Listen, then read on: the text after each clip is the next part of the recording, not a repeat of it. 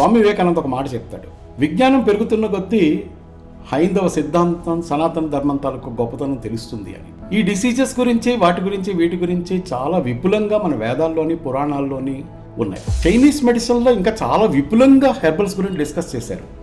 Okay, నాకు ఆశ్చర్యం అనిపించింది, మన దాంట్లో ఎందుకు హెర్బల్ సైన్స్ లేదు అని. మన తాలూకా గ్రంథస్థం చేసినటువంటి బుక్స్ని తగలబెట్టేశారు. జర్మనీ వాళ్ళు 4 షిప్పుల లోడ్ ఆఫ్ తాళపత్ర గ్రంథాలు పట్టుపోయారు అని గ్రాండ్ మదర్సే నోటీస్ చేసేవారు. 10 మంది పిల్లల్లో ఒకడికి 10-12 ఏళ్ళు వచ్చేకల్లా బ్రెస్ట్లు డెవలప్ అయ్యాయి అనుకోండి, కనిపెట్టి వాడికి మెనూ చేంజ్ చేసేది పోగొట్టేవారు ఫుడ్లోనే.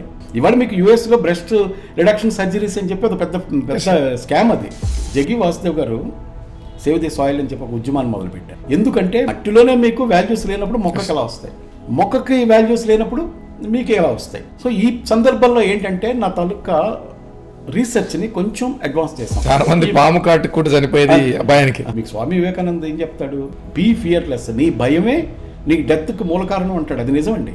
నువ్వు ఎప్పుడైతే భయపడ్డావో నువ్వు ఓడిపోయినట్టే లెక్క. ఈ భయానికి ముఖ్యమైన కారణం ఏంటంటే,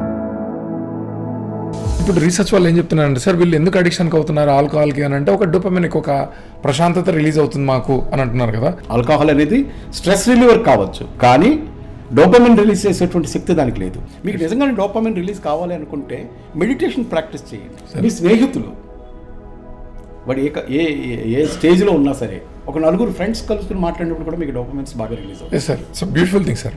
మన హైందవ దేశంలో 80 ఏళ్ళు వయసు వచ్చిన వాళ్ళు కూడా పిల్లలు పుట్టేవారు కదా. Yes sir. ఇవాళ 30 ఏళ్ళకే ఇంపార్టెంట్ అయిపోతున్నారు. దీనికి ముఖ్యమైన కారణం ఏంటంటే, సనాతన ధర్మం ఈజ్ నథింగ్ బట్ సైన్స్ అండి. Advanced science. It is advanced science. అది ఇంకా ఆ దారికి చేరుకుందికి స్వామి వివేకానంద చెప్పినట్టు కొన్ని వందల సంవత్సరాలు పడుతుంది ప్రపంచానికి. విశ్వగురువుగా మనం ఎదుగుతున్నాం, అందులో డౌట్ అయితే లేదు. ఇవాళ people are accepting it. Welcome to unscripted with Vamsi. As usual unscripted with వంశీలో మీకు కొత్త గెస్ట్, కొత్త టాపిక్స్తోనే పరిచయం అవుతారు. ఈరోజు మనతో ఉండేది డాక్టర్ రామకృష్ణ గారు ఉన్నారు. డాక్టర్ రామకృష్ణ గారు శైలి, ఆయన చేసే వైద్యం కూడా చాలా డిఫరెంట్గా ఉంటుంది. Cancer, high blood pressure, diabetes, కానీ చాప కింద నీరులాగా వ్యాపిస్తున్న కొన్ని జబ్బులు ఉన్నాయి సైలెంట్గా. ఎగ్జాంపుల్కి వైట్ కలర్ జాబ్స్ చేస్తున్న వాళ్ళు డే అంతా పనిచేసి వచ్చి ఈవినింగ్ 6 o'clock వచ్చి సఫర్ అవుతున్న కొన్ని సైలెంట్ కిల్లింగ్ డిసీజెస్ ఉన్నాయి. అట్లాంటి డిసీజెస్ గురించి మనకు క్లియర్గా ఎక్స్ప్లెయిన్ చేయడానికి డాక్టర్ రామకృష్ణ గారు వచ్చారు. సార్ గురించి నేను ఎక్స్ప్లెయిన్ చేసే కంటే యాజ్ యూజువల్ గెస్ట్ గారు ఎక్స్ప్లెయిన్ చేస్తే మీకు చాలా బాగుంటుంది. సార్ మనకు సార్ యొక్క విద్య గురించి, సార్ యొక్క గురుగారు గురించి చెప్తారు మనకు. సార్ నమస్తే sir, welcome to unscripted with Vamshi. Sir నమస్కారం అండి. సార్ మీ గురించి కొంచెం. నేను డాక్టర్ రామకృష్ణ ఆరాధ్యుల. వంశీ గారు ఒక మాట చెప్పారు, అంతర్లీనంగా మనుషుల్లో వ్యాపించేటువంటి జబ్బులు చాలా కొత్త రకాలుగా ఉంటాయి, వీటికి మెడిసిన్స్ గురించి అన్నారు. స్వామి వివేకానంద ఒక మాట చెప్తాడు, విజ్ఞానం పెరుగుతున్న కొద్దీ హైందవ సిద్ధాంతం సనాతన ధర్మం తాలూకు గొప్పతనం తెలుస్తుంది అని. ఈ డిసీజెస్ గురించి వీటి గురించి చాలా విపులంగా మన వేదాల్లోని పురాణాల్లోని ఉన్నాయి. అంతాకేందుకు మన పూర్వీకులను తీసుకున్నారనుకోండి, పూర్వీకులు ఎప్పుడైనా సరే ఏదైనా జబ్బులతో డిసీజ్ తోటి పోయినట్టుగా ఎక్కడైనా మీకు కనిపించాయా? ఇవాళ మనం విశ్వవ్యాప్తం అయిపోయినటువంటి క్యాన్సర్ వ్యాధి ఆ రోజుల్లో ఉండేదా? ఉన్న చాలా సింపుల్ రెమెడీస్ తోటి ఆ క్యాన్సర్ వ్యాధిని వాళ్ళు చాలా ఈజీగా సాల్వ్ చేసుకునేవారు. మన యాన్సిస్టర్స్ అంటే మన గ్రాండ్ ఫాదర్స్ వాళ్ళందరూ కూడా మందులు లేకుండా శుభ్రమైనటువంటి వాతావరణాల్లో వాళ్ళు బతికగలిగారు. అంటే వాళ్ళు తినేటువంటి ఆహారమే వాళ్ళకి జబ్బులు రాకుండా కాపాడేది. వాళ్ళ ఆహారమే వాళ్ళ మందు అనేది ఒక పక్క పెడితే వాళ్ళకి జబ్బులు అనేది రాకుండా కాపాడగలిగేది ఆ రోజు వాళ్ళు తినేటువంటి ఫుడ్ ప్లానింగ్ అన్నమాట. ఇప్పుడు మీకు ఒక ఎగ్జాంపుల్ చెప్తాను. యాక్చువల్గా నా ఉద్దేశం ఏంటంటే, ప్రకృతే మనకు కావాల్సినటువంటి మెడిసిన్స్ ఇస్తుంది అనేటువంటి చాలా బలంగా నమ్ముతాను నేను. మీకు ఒక మ్యాక్ ఉంటుంది, ఆ మ్యాక్ గర్భవతి కడుపుతో ఉంటుంది. విచిత్రం ఏంటంటే, ఇది నా చిన్నతనంలో నేను అబ్జర్వ్ చేసినటువంటి పాయింట్ అనమాట. అది వెళ్ళి ఇంకా డెలివరీ 1/2 hourలో అయిపోవాలి అనుకున్నప్పుడు అది వెళ్ళి ఒక లీఫ్ తింటుంది, ఒక పర్టికులర్ ఆకు. Okay sir. ఆ ఆకు తిన్న తర్వాత దానికి డెలివరీ చాలా సుఖంగా అయిపోతుంది. ఇక్కడ క్వశ్చన్ నెంబర్ 1 ఏంటంటే, ఆకులు డెలివరీకి సంబంధించినటువంటి మెటీరియల్స్ ఏమైనా ఉన్నాయా అని చెక్ చేస్తే షాకింగ్గా యూట్రైన్ డైలేటర్స్ ఉన్నాయి అందులో. Beautiful sir. అంటే మెథర్జిన్ కన్నా చాలా పవర్ఫుల్ అయినటువంటి యూట్రైన్ డైలేటర్స్ ఆ ఆకులో ఉన్నాయి. ఇక్కడ రెండో క్వశ్చన్ ఏంటి తెలుసా వంశీ గారు, ఈ మేకకి డెలివరీ ముందు ఆ ఆకు తినాలని ఎలా తెలుసు? దాని ఇన్స్టింగ్స్ ఎట్లా పనిచేసాయి సార్? అంటే ఈ మేకలకు ఒక మేక డాక్టర్ ఉంటూ ఉంటాడు కదా, పోనీ అది రెండో డెలివరీ మూడో డెలివరీ కదా, ఫస్ట్ డెలివరీ ఎప్పుడో తింటుంది. Yes sir. దాని అనుభవంతో వెళ్ళి ఆకు తింటుంది. అని మామూలు టైంలో ఆకు పొరపాటును కూడా తినదు, వెళ్ళదు, ఎందుకంటే అబార్షన్ అయిపోతుంది. మీకు ఎర్లీ మంత్స్లో ఆకు తిన్నా అబార్షన్ అయిపోతుంది. రైట్. సో అది యూట్రస్కి ప్రాబ్లం క్రియేట్ చేస్తుంది. దానికి తెలుసు ఆ విషయం ఎవరికి, ఆ మేకకి. ఇది నేను చాలా స్టిమ్యులేట్ అయ్యాను. ఏంటి ఇంత విజ్ఞానం మనం ఈ మొక్కల్లో పెట్టుకొని మెడిసిన్ మీద, అలోపతిక్ మీద ఇంత ఖర్చు పెట్టి ఇంత రీసెర్చ్ వర్క్ చేస్తున్నారా? ఎందుకు వీళ్ళు న్యాచురల్ ప్రోడక్ట్స్ మీద లేకపోతే హెర్బ్స్ మీద వాటి మీద రీసెర్చ్ చేయరు? ఏంటంటే పేటెంట్ చేయడానికి వీలవుతుంది. మీరు నేచురల్ ప్రోడక్ట్స్ వేటిని కూడా పేటెంట్ చేయలేరు. పేటెంట్ చెప్తే డబ్బులు రావు. అందుకని వీళ్ళు ఏం చేశారంటే దీన్ని పూర్తిగా పక్కన పెట్టేశారు. ఇంకో విషయం చెప్పుకోవాలంటే, హిందూ ధర్మం అన్నా, హిందూ దేశం అన్నా, సనాతన ధర్మం అన్నా ఒక హేళన. చాలా విచిత్రమైన విషయం అది. ఇది విజ్ఞానమే. Yes sir. ఇది విజ్ఞానమే. వాళ్ళందరికన్నా ముందే మన మెడిసిన్స్ ఉన్నాయి. Yes sir. ఇప్పుడు మనకి మెటీరియల్ మెడికా 3000 BC అని మన వాళ్ళు అంటారు. అంతే ప్రాచీనమైంది తాన్సూయి, చైనీస్ మెడిసిన్. అంటే చైనీస్ మెడిసిన్లో ఇంకా చాలా విపులంగా హెర్బల్స్ గురించి డిస్కస్ చేశారు. ఓకే. నాకు ఆశ్చర్యం అనిపించింది, మన దాంట్లో ఎందుకు హెర్బల్ సైన్స్ లేదు అని. మా గురువు గారు మంగళపల్లి సీతారామ గారిని అడిగాను, ఎందుకు సార్ ఈ విధంగా మన దాంట్లో అంటే అప్పుడు చెప్పుకొచ్చారు ఆయన. మన తాలూకా గ్రంథస్థం చేసినటువంటి బుక్స్ని తగలబెట్టేశారు. అంటే నేను విన్నది ఏంటంటే, జర్మనీ వాళ్ళు 4 షిప్పులు లోడ్ ఆఫ్ తాళపత్ర గ్రంథాలు పట్టుపోయారు అని. ఓకే. మా అమలాపురంకి చెందిన వ్యక్తి ఒక బ్రాహ్మణుడు కూడా అక్కడ తీసుకుని వెళ్ళిపోయారు. ఎందుకంటే ఈ విజ్ఞానాన్ని దాన్ని కంటిన్యూ చేయడం. ఈ రోజు కూడా అతని ఫోటో పార్లమెంట్లో ఆయన పేరు మర్చిపోయాను నేను. చాలా అద్భుతమైనటువంటి అంటే శక్తి వీళ్ళలో ఉంది. ఇవాళ ఏంటంటే యూత్లోని వంశీ గారు చదివేటువంటి ఆసక్తి తగ్గిపోయింది. ఇది చాలా దురదృష్టమైనటువంటి విషయం. పుస్తకం అంటే ఏంటంటేనండి ఒక 100 ఏళ్ల కాంటెంపరీ చరిత్రని మీకు చెప్తుంది. ఆయుర్వేదంలో మంచి మెడిసిన్ ఉంది కదా అంటే, ఆయుర్వేదం పాత మెడిసిన్, ఇవన్నీ కొత్తగా వచ్చే జబ్బులకు ఆయుర్వేదం దగ్గర మెడిసిన్ ఎక్కడ ఉంటుంది అని అంటారు. లేదండి, దానికి మీరు ఆన్సర్ ఏం చెప్తారు సార్? ఆయుర్వేదం అనేది ఏంటంటే వేదము, పంచమభాగం. ఆయుర్వేదం ఆయుష్ను పెంచేటువంటి శాస్త్రము. ఆయుర్వేదిక్ డాక్టర్ తప్పు కావచ్చు, కానీ ఆయుర్వేదం తప్పు కాదు. ఎప్పుడు కాదు. ఎందుకంటే ఈ హెర్బ్స్ గురించి వాటి గురించి చాలా వివరంగా వీటి రాసున్నాయి. ఇవాళ కొత్తగా వచ్చే జబ్బులేం కావండి ఇవి రాకుండానే మన మందుల్లోని, మన మెడిసిన్స్లోని, వాటిలోని వీటిలోని కూడా చక్కగా వీళ్ళు మెనూలోనే సెట్ చేసి పెట్టేశారు.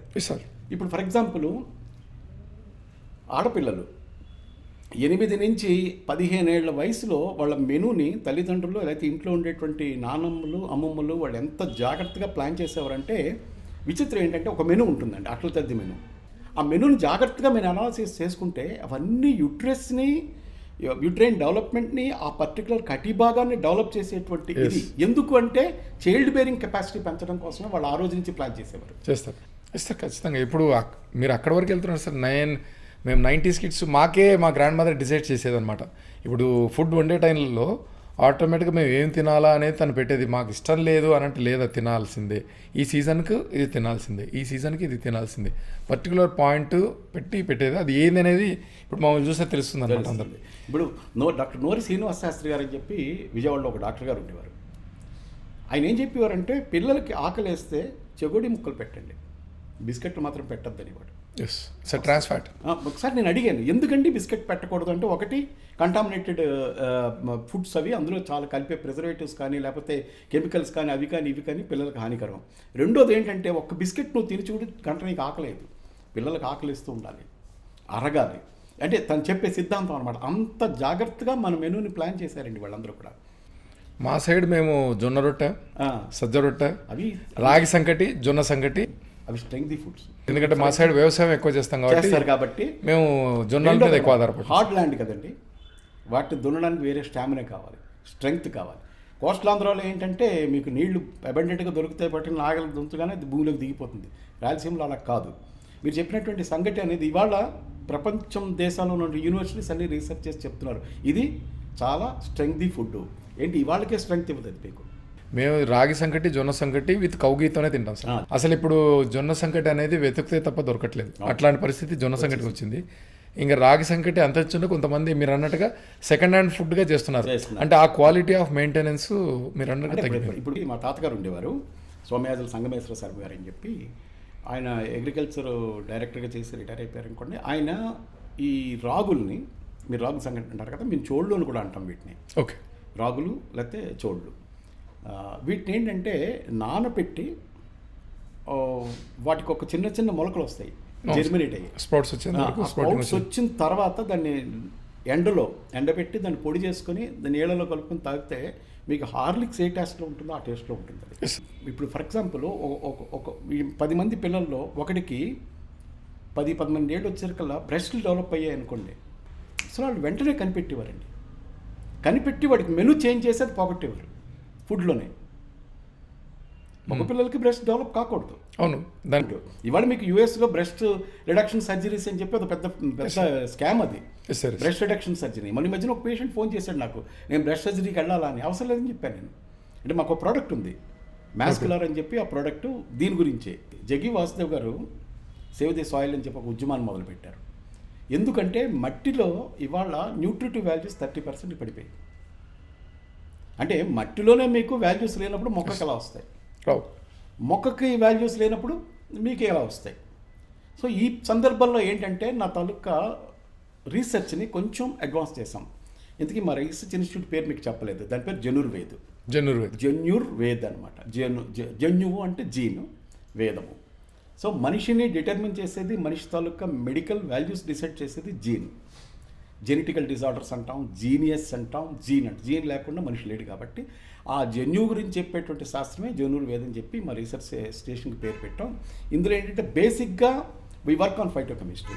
ఓకే. మొక్కలు వాటిలో ఉండేటువంటి కెమిస్ట్రీ. అయితే ఆయుర్వేదానికి దీనికి తేడా ఏంటంటే మాకు మూలం ఆయుర్వేదం. Right sir. ఈ ఆయుర్వేదం హెర్బ్లో నేను ఇందాక చెప్పాను కదా, యూట్రైన్ డైలేటర్స్ ఆ పర్టికులర్ లీఫ్లో ఉంటాయని చెప్పి, ఆ యూట్రైన్ డైలేటర్స్ని సపరేట్ చేసి దాన్ని మెడిసిన్గా ఇవ్వడమే మా తాలూకా సిద్ధాంతం అనమాట. Instead of eating the entire leaf. ఇది ఒక సిద్ధాంతం. ఒకవేళ నేటివిటీ చెడిపోతుంది అనుకుంటే దాని నేటివిటీని చెడగొట్టుకుంటాం మేము చూసుకుంటాం. విచిత్రం ఏంటంటే ఒక మెడిసిన్ ఉన్నప్పుడు దాని కౌంటర్ మెడిసిన్ కూడా అందులోనే ఉంటుంది. అందువల్ల ఏంటంటే సైడ్ ఎఫెక్ట్స్ లేకుండా మన తాలూకా ఎర్లియర్ జనరేషను తర్వాత కూడా ఎటువంటి ఇబ్బందులు లేకుండా వాళ్ళకి మెడిసిన్ వితౌట్ సైడ్ ఎఫెక్ట్స్. మీకు ఆయుర్వేదంలో సైడ్ ఎఫెక్ట్స్ ఉండవు అంటే అర్థం ఏంటంటే మెడిసిన్ అన్న తర్వాత మీకు సైడ్ ఎఫెక్ట్ ఉండి తీరుతుంది. ఖచ్చితంగా. ఎవడైనా ఆయుర్వేదంలో సైడ్ ఎఫెక్ట్లు ఉంటే నాకు నవ్వు వస్తుంది. ఎందుకంటే పథ్యం ఉండాల్సిందే కదా సార్. ఉంటుందండి, దోలగుండాకుని ఉంటుంది. అదొకసారి ఒంటికి రాసుకోండి, అంతే తెలుస్తుంది ఆయుర్వేదం తాలూకా ఎఫెక్ట్ ఏంటి అనేది.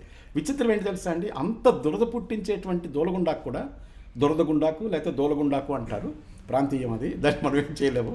ఓకే. జస్ట్ మీకు ఇలా స్కిన్కి టచ్ అయింది అనుకోండి, మీకు చర్మం చీరుకుపోయే వరకు గోక్కున్నా దొరద తీరదు. చిన్న పిసర ఆవు పేడ రాయండి, అంతే సార్, నెక్స్ట్ మినిట్లో దొరద ఉండదు. అదే నేను ఇట్లాగే ట్రెక్కింగ్కి వెళ్ళినప్పుడు సమ్మన్ యాక్సిడెంటల్గా దురదగంటకు తగిలితే ఆయన అన్నమాట, వెంటనే అక్కడ ఉండే లోకల్ గైడ్ ఏమన్నా అంటే ఇమీడియట్గా యూరిన్ అన్న పోయండి లేదా ఉప్పు నీళ్ళు తెచ్చిపోయండి, తగ్గిపోతున్నాడు. ఎందుకు అంటే యూరిక్ యాసిడ్ దాంట్లో ఉంటుంది కాబట్టి. కరెక్ట్. స్కిన్ దెబ్బ, మరి యూరిక్ యాసిడ్ మీకు బేస్, అది పీహెచ్ తేడా వచ్చి మీకు స్కిన్ వాచే ప్రమాదం ఉంది. తేడాలో అయితే అది కూడా కంట్రోల్ చేసేది ఉంది.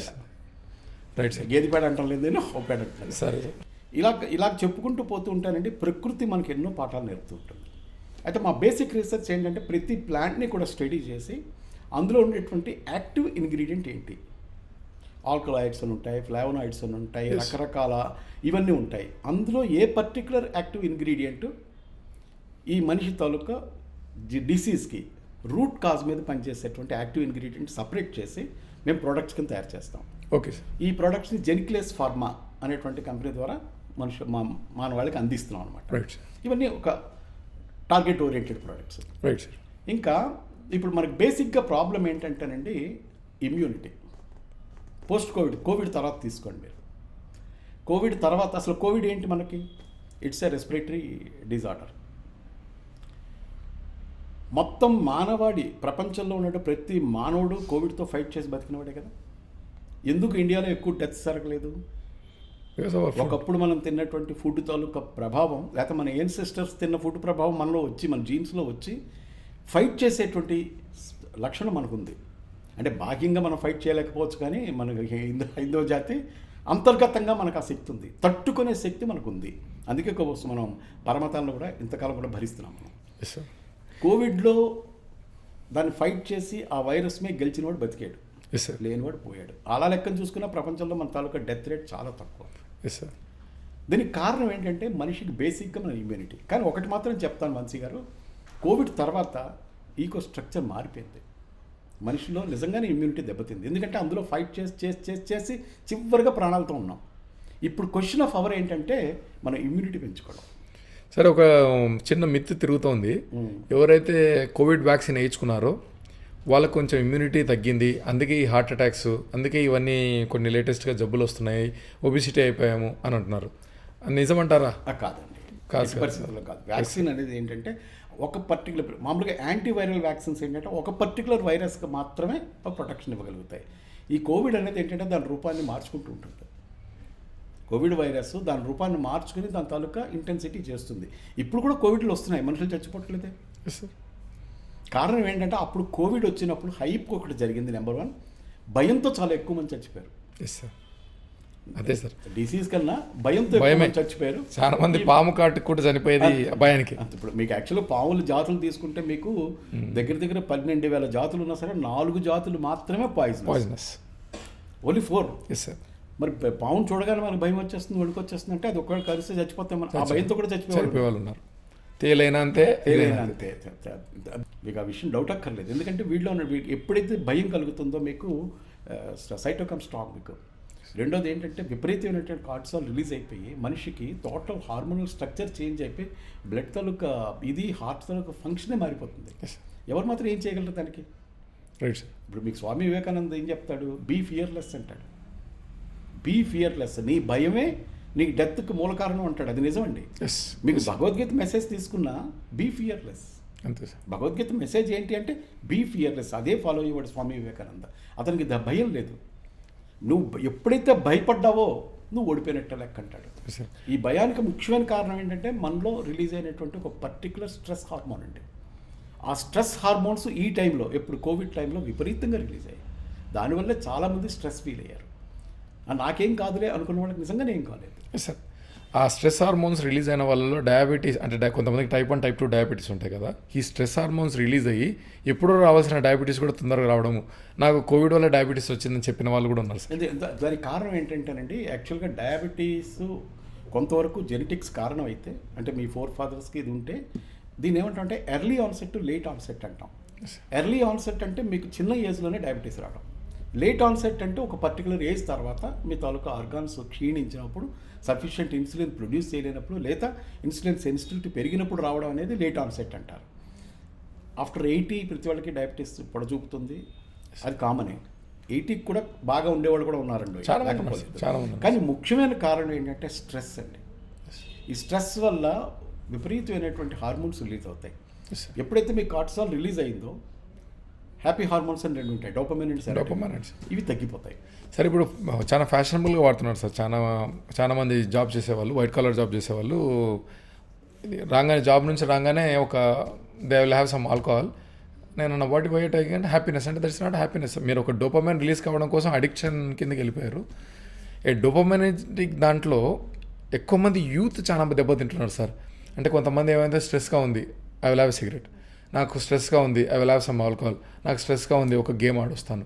నాకు స్ట్రెస్గా ఉంది, I will go and have an illegal affair.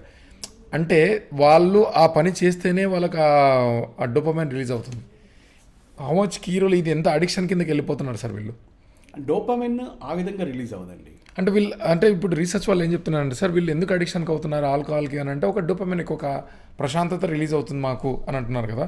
అది ప్రశాంతత వస్తుందంటే డోపమైన్ డ్రగ్ రిలీజ్ అయితేనే కదా సార్. అలా కాదు వంశీ గారు, మీకు మేము క్వశ్చన్ అడుగుతాను. చెప్పండి సార్. నేరాలు చేసేవాళ్ళు ఆల్కహాల్ తీసుకున్న నేరం చేస్తారు కదా, అంటే వాళ్ళకి స్ట్రెస్ హార్మోన్ రిలీజ్ అవుతున్నట్ట కాదు కదా, డోపమైన్ రిలీజ్ అవుతున్నట్టు కాదు కదా. హ్యాపీగా ఉన్న మనిషి నేరం చేయలేడు. No I'm saying that some people అది తీసుకుంటేనే హ్యాపీనెస్ అనేది దాంట్లో వెతుకుంటున్నారు. కాదండి, అది బాడీ ఏంటంటే ఒక విధమైనటువంటి ప్రశాంతతకి వెళ్తుంది. దాని ప్రశాంతత అన్నాం. బాడీలో కోఆర్డినేషన్స్ అన్నీ ఆగిపోతాయి. ఆగిపోవడం వల్ల ఏంటంటే వీళ్ళకి స్ట్రెస్ తగ్గుతుంది ఆటోమేటిక్గా. స్ట్రెస్ రిలీవర్ కావచ్చు ఆల్కహాల్ అనేది, స్ట్రెస్ రిలీవర్ కావచ్చు, కానీ డోపమిన్ రిలీజ్ చేసేటువంటి శక్తి దానికి లేదు. డోపమిన్, సెరోటిన్ అనేది 2 కూడా హ్యాపీ హార్మోన్స్ అంటారు. మీరు పూర్తిగా హ్యాపీగా ఉండాలి.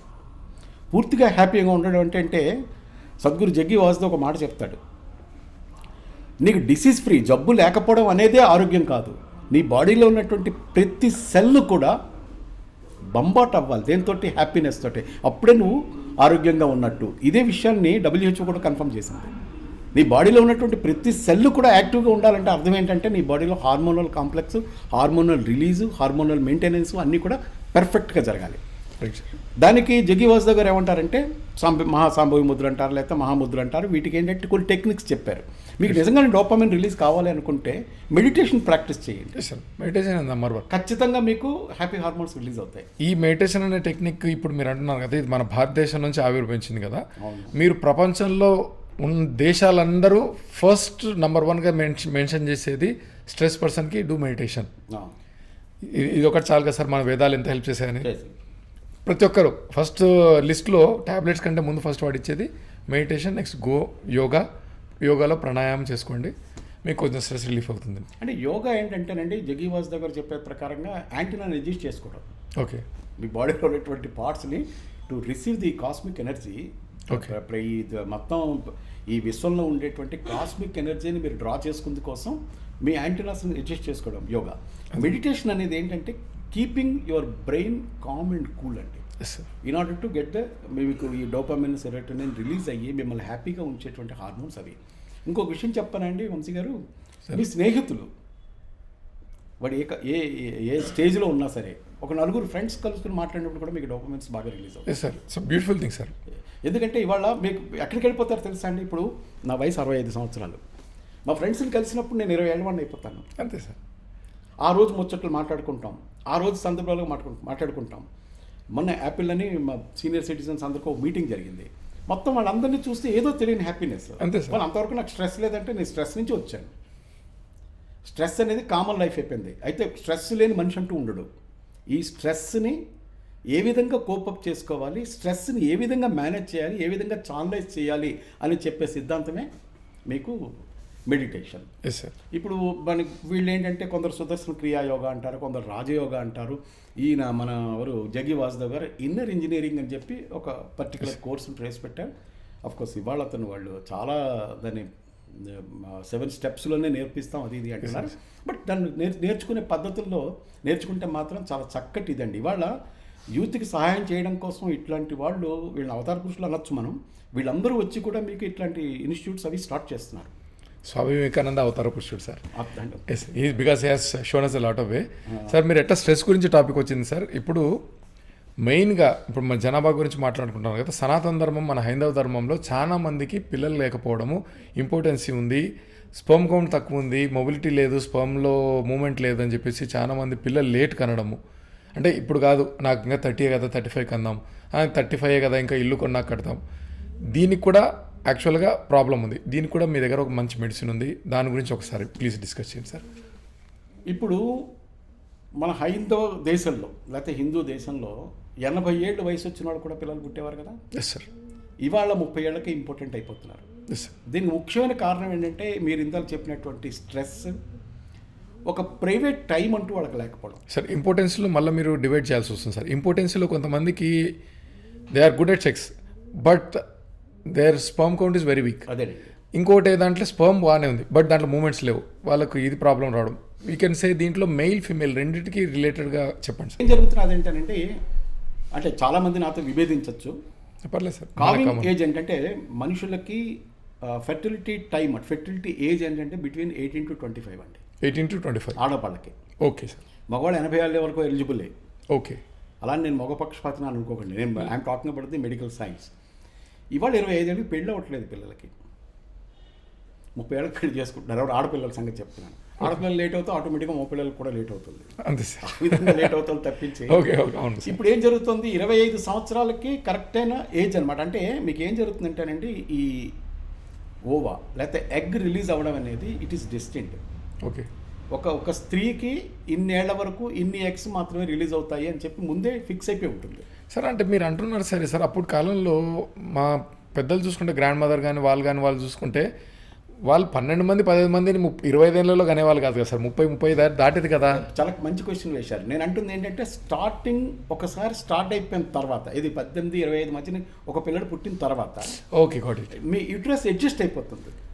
రిలీజ్ అయిన ఓవా ఎక్కడ కరెక్ట్గా ఫిక్స్ అవ్వాలో దానికి ఇది అవుతుంది. స్పెర్మటోజోవా ఎక్కడ కలసాలో డిసైడ్ అయిపోతుంది. అది 30 ఏళ్ళకి డిసైడ్ అవుతుంది. Got it. ఇవేంటంటే ఎక్స్ అని చెప్పాను కదండి, ఇవి డిస్టెంట్. ఇన్నే రిలీజ్ అవ్వాలి ఒక ఉమెన్కి అని ఉంటుంది. కొందరికి ఏంటంటే స్పాన్ ఎక్కువ ఉంటుంది. అసలు మన ఇండియన్ ఉమెన్ అందరికీ కూడా స్పాన్ ఎక్కువే. కానీ వీళ్ళు తినేటువంటి ఫుడ్స్, ఒక మాట చెప్తాను వంశీ గారు, ఇవాళ పిల్లల్ని మనం కాన్వెంట్లో జాయిన్ చేస్తున్నాం. నేను స్కూల్ నుంచి ఇంటికి వచ్చి భోజనం చేసి వెళ్ళేవాడిని. ఇవాళ స్కూల్ నుంచి ఇంట్లోకి వస్తున్నారా పిల్లలు? లేదు లేదు. ఒకవేళ క్యారేజ్ పంపించవలసి వస్తే 5 గిన్నెలు క్యారేజ్ పంపించేవారు. పర్ఫెక్ట్ అయిపోయాడు సార్, మేము తిన్నాం. ఇవాళ ఏంటంటే ఇంత బాక్స్, అందులో ఏం పెడుతుందండి తల్లి? Bread slices. Okay okay. మైదాతో చేసినటువంటి 2 బ్రెడ్ స్లైసెస్ పెడుతున్నారు, అందులో కుళ్ళిపోయిన టమాటా ముక్కలు 2 వేస్తారు. ఇది స్నాక్స్ అంటున్నారు. వాళ్ళకి పెట్టే భోజనం ఇంత, వాళ్ళు తినేది అందులో ఇంత. నన్ను అడిగితే అప్పట్లో బ్యాలెన్స్డ్ మీల్, పప్పు, చారు, కూరగాయ, పెరుగు మ్యాండేటరీ ఫుడ్ కంపల్సరీ ఖచ్చితంగా ఉండేదండి. 5 గిన్నెల క్యారేజ్ అదే. అదే సార్. మీకు అందులో ఒక స్వీట్ కూడా పెట్టేవారు. ఆకలిస్తే మధ్యలో తినరు అని చెప్పి స్నాక్స్ పెట్టేవారు. అంటే చొగోడీలు అవి స్నాక్స్, అంటే ఇవాళ స్నాక్స్ అసలు లేవు సార్. ఇట్లాంటి మీల్ ప్లాన్ ఉన్నప్పుడు వీళ్ళలో సంపూర్ణమైనటువంటి cell structure, cell growth, organ growth ఇవన్నీ ఉంటాయి. 25, 27, 28 వరకు కూడా పిల్లల్ని కనేటువంటి ఏజ్ ఉంటుంది కొంతమందికి. వీళ్ళకి ఏంటవుతుంది, 30 ఏళ్ళకి కూడా ఎక్సెస్ కంట్రోల్ సైకిల్ పూర్తి అయిపోతుంది. దీనికి కారణం ఏంటంటే సఫిషియెంట్ ఫుడ్ తినకపోవడం వల్ల. Right sir. ఇవాళ చిన్నప్పుడు 5 ఏళ్ల నుంచి మీరు తిన్న ఫుడ్ 120 సంవత్సరాలు ప్రొటెక్షన్ ఇవ్వాలి. ఇవాళ ఏం జరుగుతుంది, ఇంకా కంటామినేటెడ్ ఫుడ్స్ ఒక రకంగా తీసుకోండి. ముఖ్యంగా ఏం జరుగుతుంది అంటే ఈస్ట్రోజన్ అనే ఒక హార్మోన్ ఉంది. ఈ ఈస్ట్రోజన్ అనేటువంటి హార్మోన్ మనుషుల్లో చేరిపోతుంది. మగవాళ్ళు అవ్వచ్చు, ఆడవాళ్ళు అవ్వచ్చు. ఏ విధంగా చేరుతుంది అంటేనండి, ఇప్పుడు ఫర్ ఎగ్జాంపుల్ నాన్ వెజ్ తినేవాళ్ళు ఉంటారు, కోడి, మేక, లేకపోతే పందులు, వీటన్నిటికీ ఏం చేస్తున్నారంటే అవి బరువు పెరిగింది కోసం ఈస్ట్రోజన్ ఫుడ్ పెట్టేస్తున్నారు. ఇంజెక్షన్స్ కూడా ఇస్తున్నారు సార్. ఫుడ్లోనే, దానాలోనే కలిపేస్తున్నారు.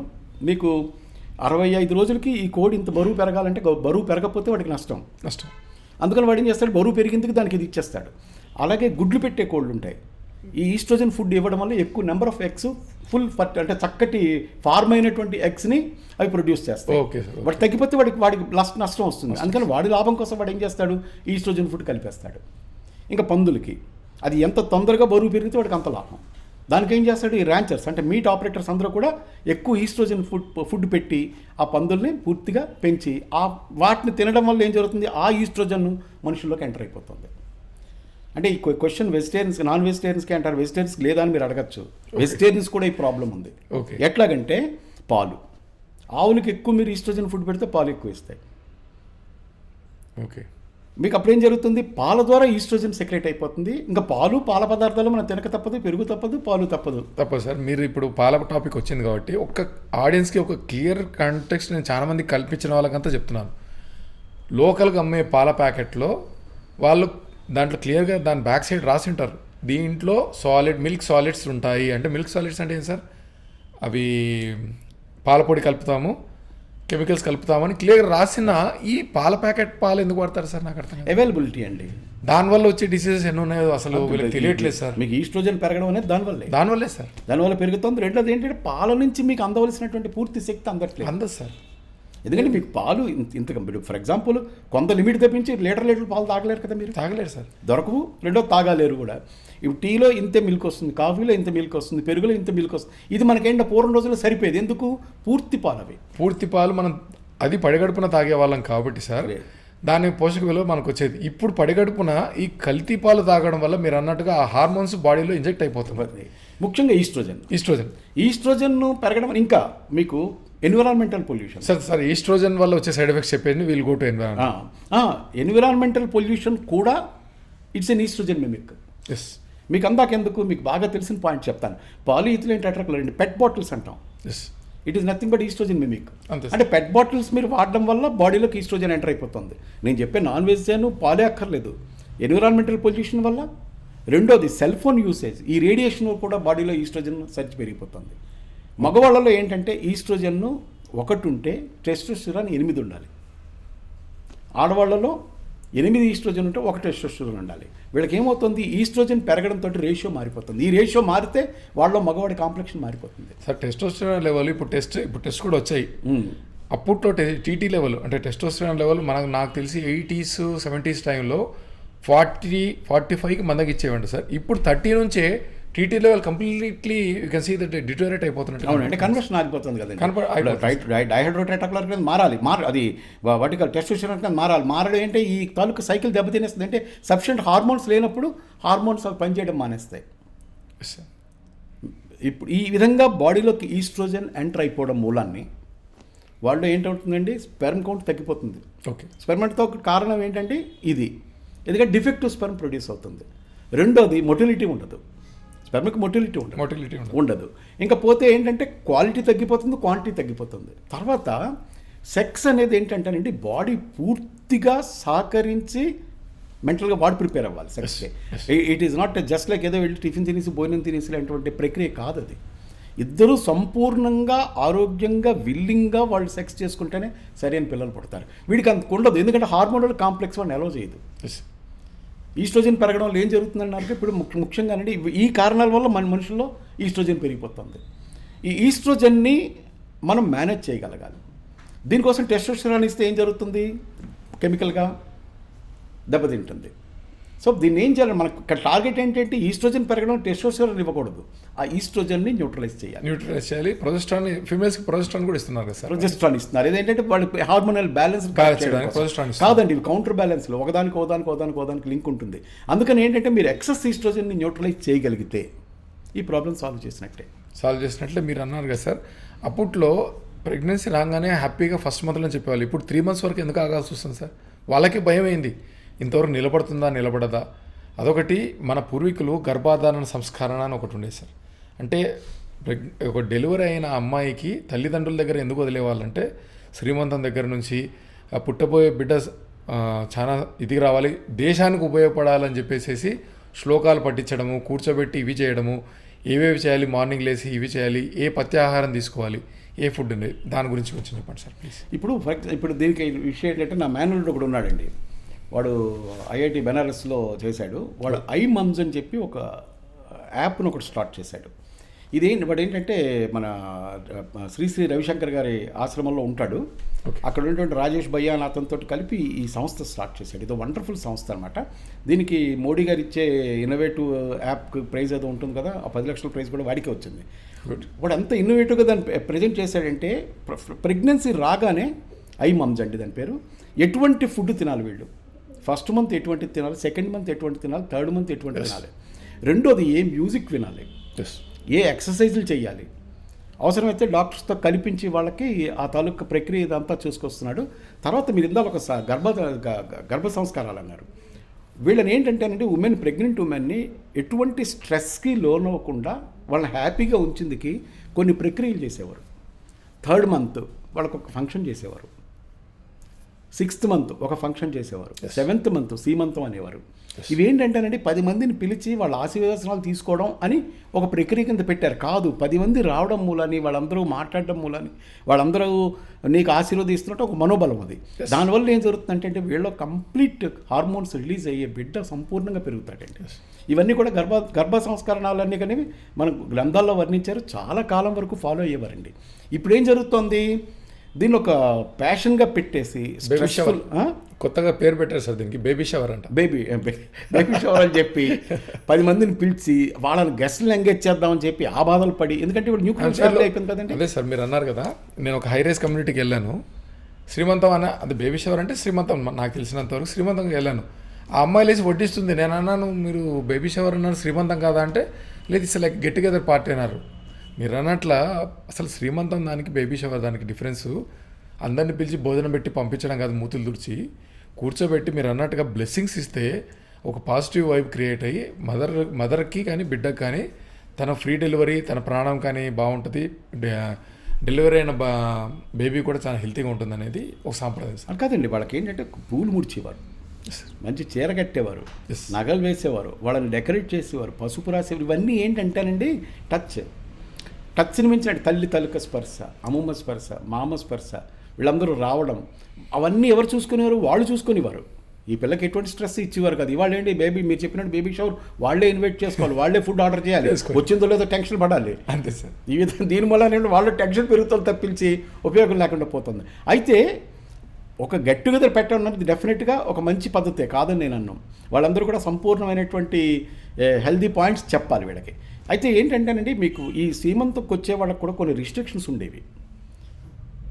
పలానా గొడ్రాలని పిలవద్దు అనేవారు. గొడ్రాలు అంటే పిల్లలు లేని వాళ్ళని పిలవద్దు అనేవారు. Okay sir. అది మనం మన అయితే సామాజికంగా వీళ్ళు బహిష్కరిస్తున్నారు అదంటారు. కాదండి, వాళ్ళు వచ్చి ఒకవేళ అలాంటివి ఏమైనా మాట్లాడితే పిల్ల మీద పనిచేస్తాయేమో అని. అబార్షన్స్ అయిన వాళ్ళని పిలవద్దనేవారు, ఇప్పుడు సెలెక్ట్గా పిలిచేవారు. Okay okay okay. పిల్లలు లేని వాళ్ళని పిలిచేవారు కాదు. Okay sir. ఎందుకంటే ఈ సీమంతానికి ఎవరు రావాలి అనేది కూడా నిర్ణయించుకునేవారు. ఓకే. ఒక విధవా స్త్రీ అంటే భర్త పోయినటువంటి వాళ్ళని కూడా పిలిచేవారు కాదు. ఎందుకంటే ఆవిడ దుఃఖంలో ఉంటుంది, ఆవిడని చూసి ఈవిడ దుఃఖపడే అవకాశం ఉంటుందని మన సినిమాలో దాన్ని ఒక సినిమాటిక్ చూపించేసి మన వాళ్ళు సనాతన ధర్మం వాళ్ళంతా దూషులు, వీళ్ళంతా దుర్మార్గులు కాదు. ఈ మీరు చెప్పింది కరెక్ట్ సార్. ఇప్పుడు కోవిడ్ వార్డులోకి మనిషి మామూలు సైకలాజికల్ ఎఫెక్ట్ ఎక్కడ పడుతుందో అని చెప్పేసి దాన్ని చేశారు తప్పించదు. ఇప్పుడు కోవిడ్ తాలూకా వార్డులోకి మీరు వెళ్ళొద్దు అంటే అర్థం వెళ్తూ పోతావు. దానికి సనాతన ధర్మం లింక్ చేయాలన్నమాట. దాన్ని మాత్రం సైన్స్ తో లింక్ చేస్తారు. మనం ఇది చేస్తే మాత్రం సనాతన ధర్మం ఇది.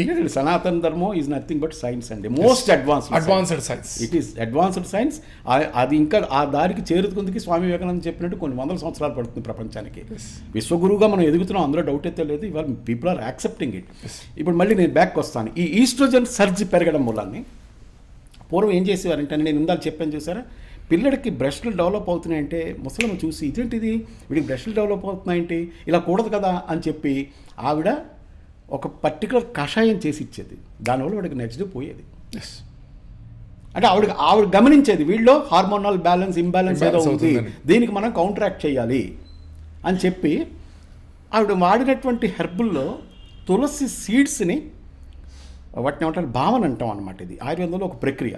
ఆ భావన చేసి దాన్ని పట్టుకొచ్చి, అంటే భావన అంటే ఏంటంటే యాక్టివేట్ చేయడం, ఒక విధంగా చెప్పాలంటే ఐనైజ్ చేయడం, మోడర్న్ సైన్స్ ప్రకారంగా ఐనైజ్ చేయడం. దాన్ని భావన చేయడం వల్ల ఏంటంటే దాని strength to the power of 10 to the power of 100 పెరిగిపోతుంది. ఇప్పుడు ఏంటంటే ఈ ఈస్ట్రోజన్ బ్యాలెన్స్ని న్యూట్రలైజ్ చేయవలసినటువంటి బాధ్యత మీకు ఉంది. రైట్. మేము మ్యాన్ మేకర్ అనేటువంటి ఒక ప్రోడక్ట్ తయారు చేస్తాం. అందులో మెయిన్ కాంపోనెంట్ తులసి. రైట్. అఫ్కోర్స్ ఇంకా మిగిలిన కాంపోనెంట్స్ కూడా ఉన్నాయనుకోండి అందులో. అంటే ఈ ఈస్ట్రోజన్ని న్యూట్రలైజ్ చేసి ఎటువంటి సైడ్ ఎఫెక్ట్స్ రాకుండా వీళ్ళకి మళ్ళీ బ్యాలెన్స్ రెస్టోర్ చేసేది ఇది. మేల్స్లో కావచ్చు, ఫీమేల్స్లో కావచ్చు, డయాబెటిక్స్లో కావచ్చు. మొత్తం ఈస్ట్రోజన్ని బ్యాలెన్స్ చేయడం అనేది చాలా ఇంపార్టెంట్ కాబట్టి దానికి సంబంధించినటువంటి ప్రోడక్ట్ మెయిన్ కాంపోనెంట్ తులసి. ఇందాక అందుకే తులసి గురించి చెప్పుకొచ్చాను. ముఖ్యంగా తులసిలో ఉండేటువంటి లక్షణాలు, తులసిలో ఉండేటువంటి శాస్త్రము, అందుకే దాన్ని క్వీన్ ఆఫ్ హెర్బ్స్ అంటారు. అలాంటిది నాకు తెలిసి తులసిని మాత అని ఎందుకన్నారో, ఆవిడ దేవుడి కింద ఎందుకు పూరించారో అనేది ఇప్పుడు అర్థమవుతుంది నాకు. అదొక అద్భుతం అండి తులసి అనేది. ఆ తులసితో ఎక్స్ట్రాక్ట్ నుంచి చేసినటువంటి ప్రోడక్ట్ మ్యాన్ మేకర్. అంటే ఇందులో మిగిలిన హెర్బ్స్ కూడా కలుస్తాయి మనకు. ఇంకేంటంటే మురయ, కోనిగి అని ఒకటి ఉంటే అంటే కరివేపాకండి, తర్వాత ఇంకా మోరింగా అండి, మోరింగ్ అంటే ములంకాడ, వీటన్నింటినీ కూడా కలిపి చేస్తాం. అంటే ఈస్ట్రోజన్ బ్యాలెన్స్ పెరిగిపోవడం వల్ల మగవాళ్ళలో ఏమవుతుందంటే అన్యూజువల్ ఫ్యాట్ వచ్చేస్తుంది. రెండోది మేల్ బ్రెస్ట్లు వచ్చేస్తాయి.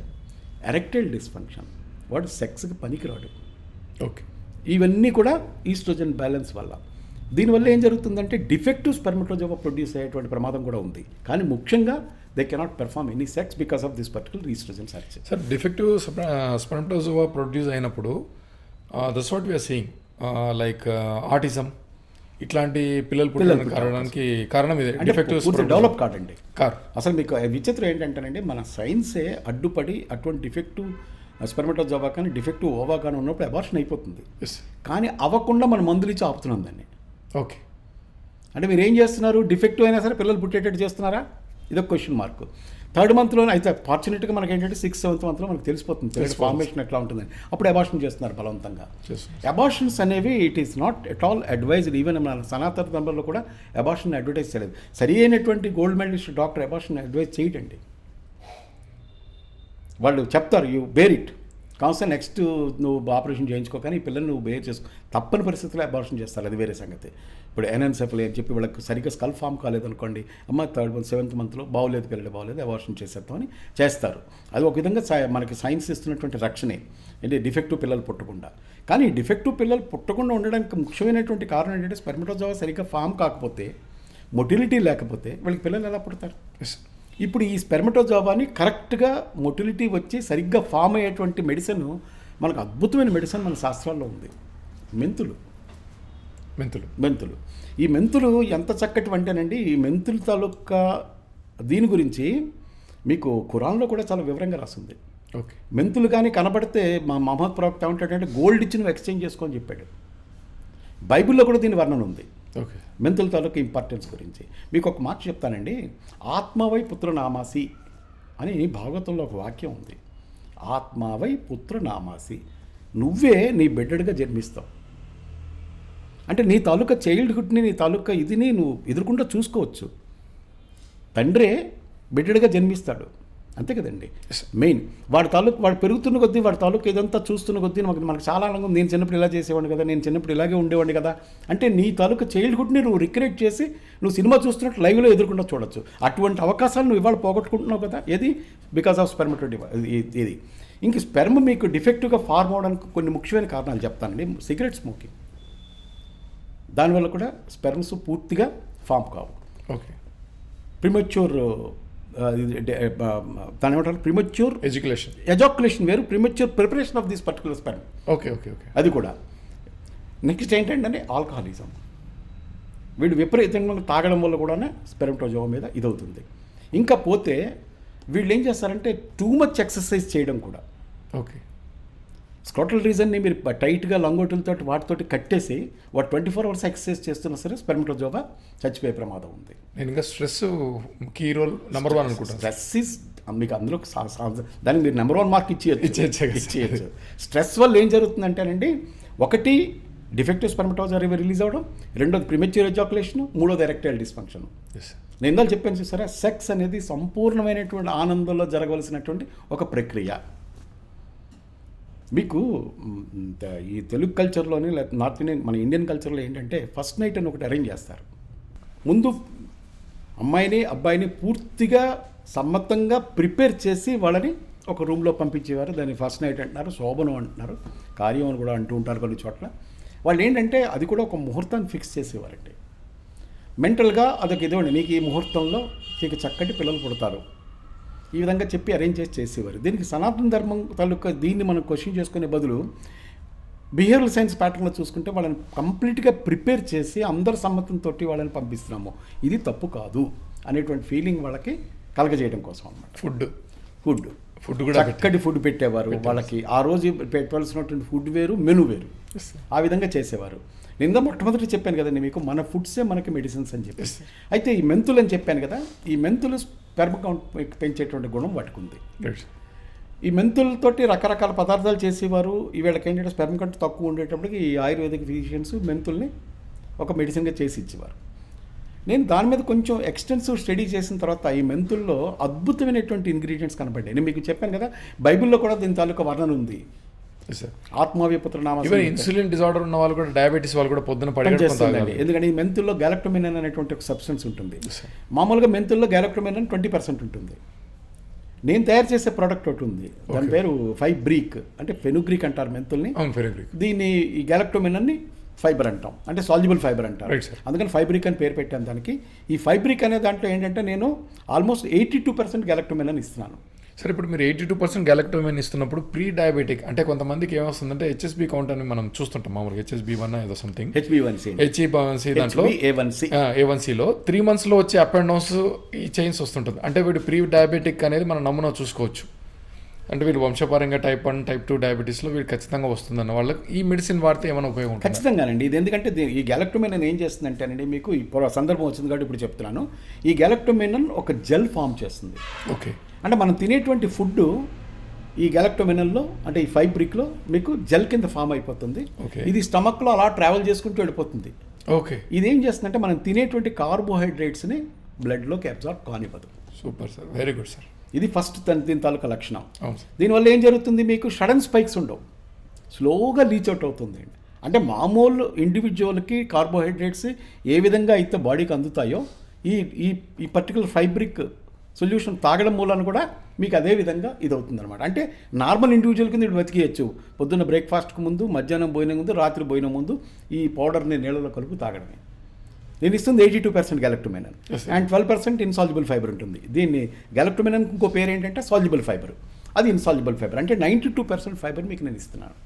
డైజెషన్ కూడా హెల్ప్ అయిపోతుంది అసలు. ఖచ్చితంగా గట్ ఫ్రీ అవుతుంది, ఫ్రీ మోషన్ అవుతుంది, కాన్స్టిపేషన్ తగ్గుతుంది. దీనివల్ల ఇంకొక ముఖ్య లక్షణం ఏంటి తెలుసా అండి, ఇది ఎప్పుడైతే స్టమక్ను దాటి డియోడినమ్లోకి ఎంటర్ అవుతుందో, ఫుడ్ మనకి డియోడినమ్లోకి ఎంటర్ అవగానే ఏం జరుగుతుంది, బైల్ రిలీజ్ అవుతుంది. ఈ బైల్ తాలూకా మెయిన్ పని ఏంటి, ఆ రోజు మనం తిన్నటువంటి ఫ్యాట్స్ని కరిగించి మళ్ళీ లివర్కి తీసుకెళ్ళిపోతుంది. ఈ గ్యాలక్టోమిన్ తాలూకా జెల్ని చూసారా, ఇది వెనక్కి వెళ్ళనివ్వదు. ఈ బైలు ఫ్యాట్స్ని కరగనిస్తుంది కానీ మళ్ళీ తిరిగి వెనక్కి లివర్కి వెళ్ళనివ్వదు.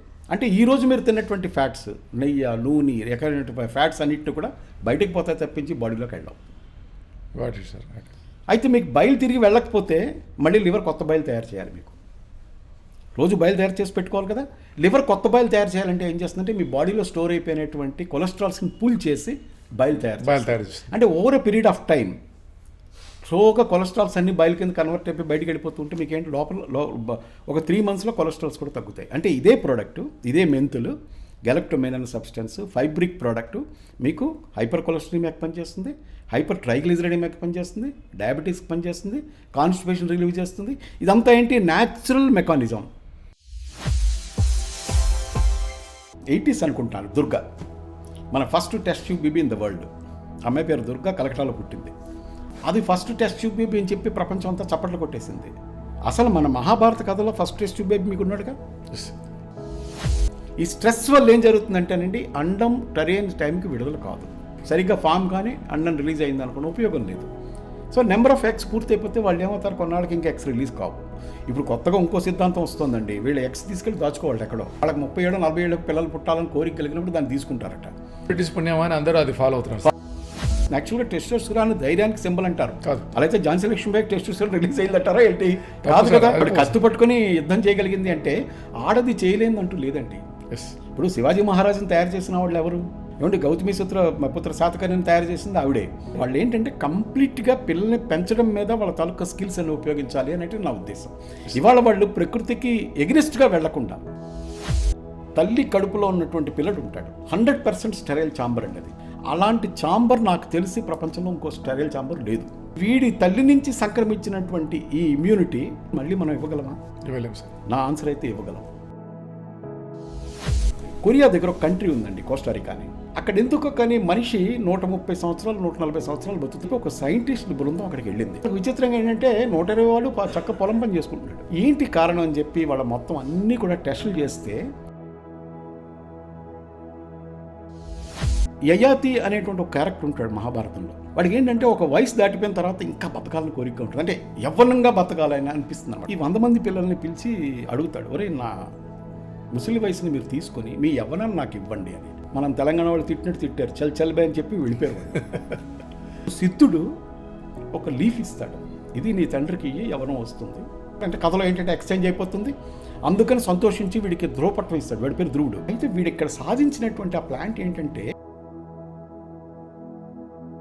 నా దగ్గర ప్రోడక్ట్ ఉంది ఆయుర్ లాంగ్ అని పెట్టాను పేరు. మన పురాణాలు మన మహాభారతాలు ఇవన్నీ కూడా మనకి నేర్పుతాయండి. మనం సరిగ్గా చదవగలిగితే, మన శాస్త్రాలు ఇచ్చేసుకోగలిగితే. ఇప్పుడు మీరు చెప్పినట్టు ఇడియోపతిక్ డిసీజెస్కి సడన్గా ఉన్నవాడు పోతాడండి.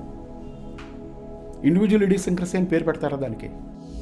ఇడియోపతిక్ లైక్ మీరు తీసుకుంటే సోరైసిస్ కానీ థైరాయిడ్ కూడా ఇడియోపతిక్ అండి. ఎందుకు వచ్చిందంటే కొంతమంది వంశపారంపర్యం సడన్గా నాకు ఎందుకు వచ్చింది, ఇట్స్ అన్ ఇడియోపతిక్ అని అంటున్నారు. ఇడియోపతిక్ అనే వర్డ్ లేదండి, వీళ్ళు సృష్టించారు. There must be some root cause. ఇప్పుడు స్కిన్ డిసీజెస్ ఉన్నాయి, లైక్ సోరాసిస్ ఉంది. దానికి ఆయుర్వేదంలో కూడా చాలా పథ్యం ఉంటే తప్ప సోరాసిస్ అనేది తగ్గదు. మీ దగ్గర మన మెడిసిన్ ఉందా సార్ సోరాసిస్? ఈ సోరియాసిస్ అనేది కూడా బాడీ తాలూకా క్రానిక్ ఇన్ఫ్లమేషన్ తాలూకా రిజల్ట్స్ అని చెప్తారు సార్. అయితే దీనికి ఏంటంటే ఒక చక్కటి ఔషధం మన ఆయుర్వేదంలో చెప్పబడింది సార్. స్లీప్ డిజార్డర్ కొంతమంది మీరు అబ్జర్వ్ చేస్తారు, లేదా ట్రైన్స్లో జర్నీ చేస్తున్నప్పుడు వాడు ట్రైన్ ఎక్కుతాడు, కళ్ళు మూసుకు పడుకుంటాడు, వాడు స్టేషన్ రాగానే టక్మని లేచి దిగుతాడు. చాలా మంది ఉన్నారు సార్. వీడు ఎంత అదృష్టవంతుడో అనుకుంటా సార్. ట్రైన్ ఎక్కిన దగ్గర నుంచి కొంతమంది నిద్ర పడదు, ఎందుకంటే ఎక్కడ మన స్టేషన్ దాటిపోతుందో అని. ఎందుకు? వాళ్ళకి ఆ కంగారు. సో మనిషి ఎప్పుడు కూడా ఈ స్ట్రెస్ హార్మోనే నిద్ర లేని కారణం అండి. పీసీఓడి పాలిసిస్టిక్ ఓవరియన్ డిజార్డర్కి ఒబిసిటీ ముఖ్య కారణం అవుతుంది. మీరు ఒబిసిటీ లేకుండా స్లిమ్గా నీట్గా ఉన్నారంటే కూడా మీరు పీసీఓడి నుంచి బయటపడవచ్చు అని చెప్పేసి అంటారు. దాదంటారా థైరాయిడ్ రిలేటెడ్గా ఏదైనా ప్రాబ్లం వల్ల పీసీఓడి ప్రాబ్లంలోకి వెళ్ళిపోతున్నారా? అది కొంచెం చెప్పండి సార్. ఇప్పుడు మహాభారతంలో ఒక పద్యం ఉంది, నీ చేతను నా చేతను వరమడిగిన కుంతి చేత వాసవ చేతను ధరచేత ధరిత్రి చేతను అరయంగా కర్ణుడేలా ఆరుగురి చేతనని కర్ణుడు చౌకి ఇంతమంది కారణాలని చెప్పి ఒక లిస్ట్ చెప్తారు. అంటే నేను మహాభారతంలోకి వెళ్తారు అనుకోకండి. పీసీఓడికి ఏంటంటే పిల్లలు ఆడవాళ్ళకి పుట్టకపోవడానికి 1,00,000 కారణాలు ఉంటాయి. అందులో ముఖ్యంగా మీరు చెప్పినటువంటి ఒబిసిటీ. ఈ ఒబిసిటీ రావడం కారణం ఈస్ట్రోజన్ పెరగడం. ఇవాళ వీళ్ళు తినేటువంటి ఫుడ్స్లో నుంచి ఈస్ట్రోజన్ వాళ్ళ బాడీలోకి చేరి ఏమండి సోయా సాస్ వేసుకుంటారు.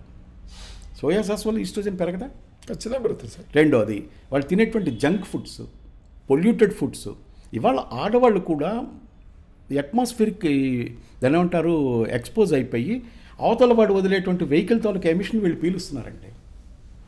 మన హైందవ సిద్ధాంతంలో సనాతన ధర్మంలో ఆడవాళ్ళని ఒక పవిత్రమైనటువంటి వ్యక్తిగా మనం చూసుకున్న వాళ్ళని పూజించని తప్పించి ఏ రోజు ఊళ్ళ మీదకి వెళ్ళి పనిచేయమని చెప్పలేదు మనం.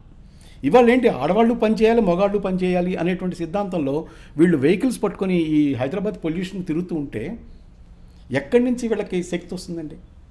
కాకపోతే ఇప్పుడు పరిస్థితి ఎట్లా ఉంది సార్? పరిస్థితి ఇద్దరు ఎలా కలిసి హ్యాండ్ హ్యాండ్ పనిచేస్తే తప్ప ఇది సిచ్యువేషన్ లేదు. ఇప్పుడు ఎట్లయిపోతుంది సార్, అప్పుడు కాలంలో ఉమ్మడి కుటుంబం ఉండేది కాబట్టి ఆడవాళ్ళకు కాస్త టైంపాస్, రిఫ్రెష్మెంట్. ఇది empty mind is a devils workshop.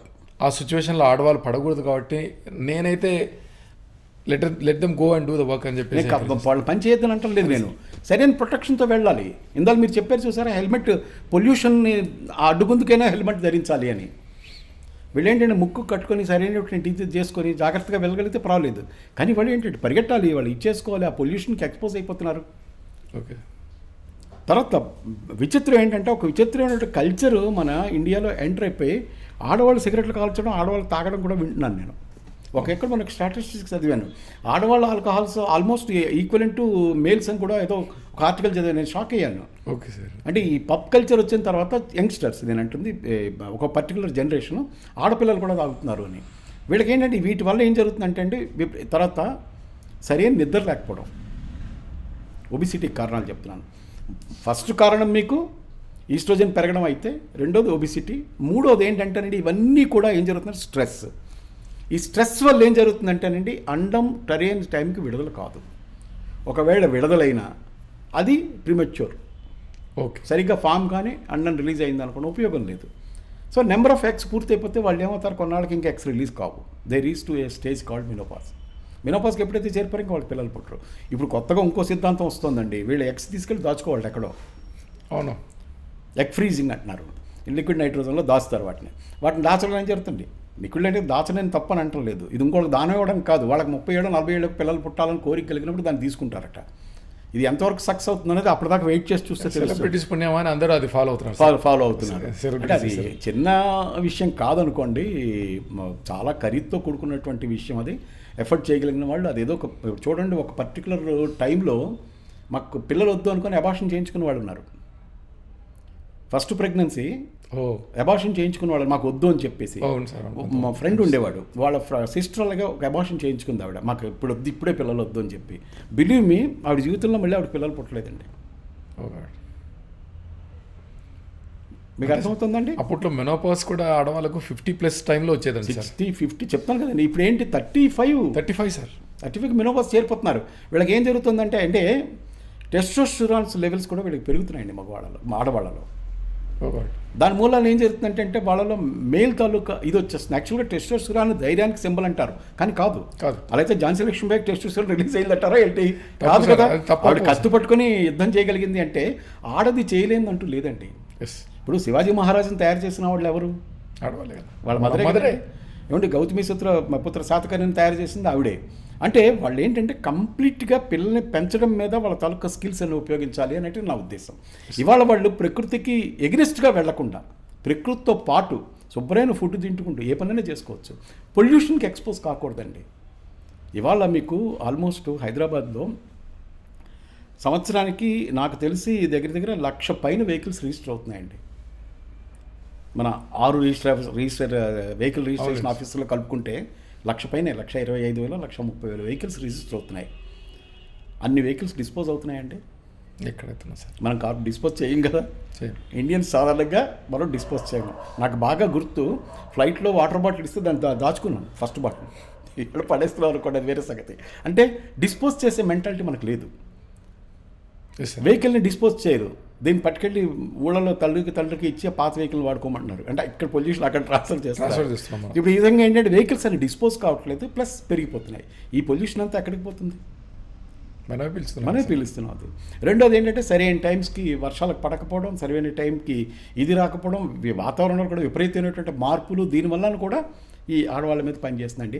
ముఖ్యంగా ఆడవాళ్ళు ఇంపార్టెంట్ అవ్వడానికి కారణం ఏంటంటే స్ట్రెస్ అండి. ఆడవాళ్ళు స్ట్రెస్ తట్టుకోలేరా అనే క్వశ్చన్ మీరు వేస్తే కాదు, మగవాళ్ళ కన్నా ఆడవాళ్ళే ఎక్కువ స్ట్రెస్ తీసుకోగలరు. మీకు డాక్టర్ జాన్ గ్రే అనే అతను ఒక పుస్తకం రాశాడు, men are from Mars and women are from Venus అని చెప్పి. అంటే ఆయన ఆ పుస్తకంలో ఏం మెన్షన్ చేశాడంటే differential atmospheric factors will play a different role in male and female and సపరేట్గా ఉంటాయి అని వాళ్ళు సెక్సువల్ డిఫరెన్షియేషన్ ఇచ్చినప్పుడు వాళ్ళ ఆలోచన విధాలు తేడా వచ్చినప్పటికీ కూడా ఎన్విరాన్మెంటల్ ఫ్యాక్టర్స్ మాత్రం మగవాళ్ళ మీద ఒక విధంగా ఆడవాళ్ళ మీద ఒక విధంగా పనిచేస్తాయి అనేటువంటి ఒక సిద్ధాంతం ఇచ్చాడు. ఆడవాళ్ళు మగవాళ్ళ కన్నా ఎక్కువ స్ట్రెస్ తట్టుకోగలరు, కానీ కొన్ని రకాల స్ట్రెస్లు వాళ్ళు తట్టుకోలేరు. ముఖ్యంగా అపజయం అనేది వాళ్ళు భరించలేరండి.